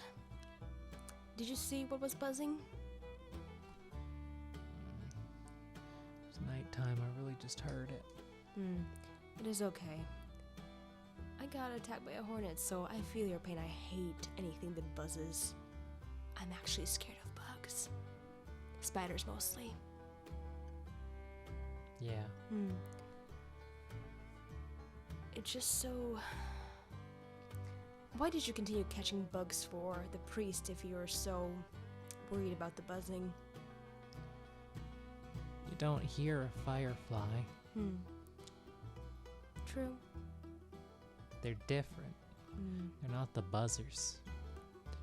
They just kind of float. And did you notice the well? We quite have a few. I don't go by the well. Fair. There's a lot of buzzing there. Is there anything you saw? Did your parents maybe let this thing in? Or did it just like happen randomly? What were you guys doing? Were you having dinner? It was just night. We were sleeping. We sleep with the windows open during the summer. It gets a little hot. Okay. So it might have just been an Maybe accident. one of them flew in through the open window. Possibly. And because you're not in the same room, you didn't see them scream. You just heard them scream. Your parents. He nods. I think that's enough. Well, thank you. I don't want to talk anymore. It is fair. It's been a long night. Downcast, he walks away. I'm gonna go and let's see here. Can I shit, do I have any gold? We did make gold last time because I'm at 60 gold right now. He does Around have this some time, land. Dresekka is going to be kind of stumbling over to you guys in the night, just grinning ear to ear and absolutely sloshed. Wow. I see that you had a fun evening. Yeah, hey, look guys, I got the Lawbringer's badge. We should go. Okay. Hamish is going to really quick cast ceremony. It's supposed to be for one vial of water to become holy water, but can I just cast it on the well to make it not cursed? It doesn't have to be holy. Just not, I think no there's something bugs. that says remove curse. That's I'm not so sure that the well is cursed yet. I mean, but it's pretty it's- fucking terrible. It's bad. Yeah, it's not great. All right, well, I'm gonna just bless the well instead. I'm just gonna. All right, bless that well. It is blessed The now. well is blessed, and given that you are a priest of Tanha, the flies buzz even louder. They're having a wonderful time, and they kind of fly out and land. Away, fly They land away. on the rim of the well, and I'm not saying that they're all saluting you, but there's just something about the way they stand They're there. not just rubbing their shitty fly hands together. As a matter of fact, they begin doing that right now. Oh God. But at least they're not inside the well. They are regarding you. I'm going to bow at them, clasping my holy symbol, and cast Word of Radiance and kill all of them. Dear Lord. Kari's just like shaking her head. She's like, this is. Whoa. Well, you know what? I'm gonna say that they take it. They just take it. It's just gonna happen. They're not actively flying right now. Yeah. They're just looking at you. A ring of fire appears on the lip of that well as each of them ignites into a bright white candle for just an instant, which is serenely snuffed out. And we walk into the night. I mean, To the carriage. into our caravan. Dresekka is already in the front seat, drunk as can be, ready She to is get not that driving. horse going. So, you guys make out of this really well. You have a whole bunch of cider. We'll say you get approximately 20 ciders. Each of these could be valued at base value 5 silver. Depending on where you sell them, it'll be lower or higher, but probably around like All half right. of that. So we're each gonna get 5 cider for our inventory. Sure. Sure. All right. Cool. Or you could put it as wagon inventory. All right. I'm not keeping a spreadsheet for this one. I I'm need sorry. to We can figure- just divide shit up. Yeah, 5. I can do that. You wanna do a spreadsheet for this campaign? I mean, Bigsby's kind of like the driver and butler for the rest of you guys, so why not? All right. Well, we'll I also appreciate say that. that everyone is going to go up 1 level as you have finished this. Ooh! Ugh. I do have like 2 questions before we finish. Oh yes. It's really One, nice. are we going to like hang around like further away from the town to ensure that this isn't like it was just the priest? Can we do that, or are we gonna just go on to the next? Well, area? I think Hamish, his special ability to like feel the stain. I think we would be pulled back in that direction if it was still present. Yeah, by the next morning, that stain feeling is going to be gone. And is my Okay. Do you choose to have eventually gone back in to investigate more after, or is that enough for you? I Oh, think I'm good as long as Hamish doesn't feel that All right. feeling. How about for Kari and Bigsby? if my injury doesn't look bad for me to like try to go and It takes a while for that to go away, but Okay. it does feel a little better each day. okay. She's fine Bigsby with that. would like to do one last thing before they actually move out of the town. What is this last thing that he's going to be doing? He is going to tell the others that he's going to follow up on a couple things, just in case. And he's going to go and attempt to see if there's any left of these hornets. He'd like to collect one, just in case. You don't find any hornets as you're going through the town, but roll me an investigation check. Go into the Well, I mean, I was thinking he was headed towards the orchard thing where the hive shack. was. Hmm. Yeah, the horrible, horrible shack of Roll me an horribleness. investigation check. Oof. Alright, I'm probably good at this. Probably.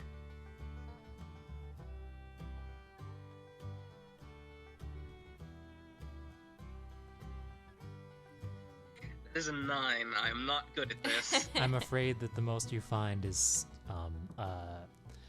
half of a dead hornet. Dead Which wasp. half? The front important part? half. Oh, dang. Shame. I would still like to collect it and run a few tests on it in the downtime, just to make sure. All right, you get it. You head back, and I guess off you guys go. Mm-hmm. Very Excellent. cool. Well, as you head out, it's a fine journey. But meanwhile, back in the town, there is one more discovery. Long after you've passed. As people begin to reclaim the shrine, indeed they do seem the type to leave things well enough alone before they finally confront them, How very respectable. they find the writings of Priest Kernsef. He was working towards something bigger. First a cup, then a jar, then a pot, and then bigger and bigger. In a church. The next thing he had planned was for the well, Ugh.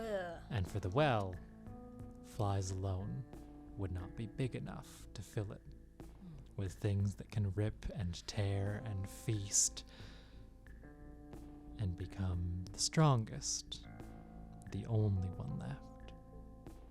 Priest Kernsef had plans. The extent of them may be lost to time, may be taken to the grave and decaying. just like he may in time. Punishments doled out by those who serve Tanha can be quite severe when given to their own. For now, this concludes the first dreadful tale. We'll be closing the book now on TETRAD versus Tommon. Thank you for joining us, Oh, yes. and happy Halloween.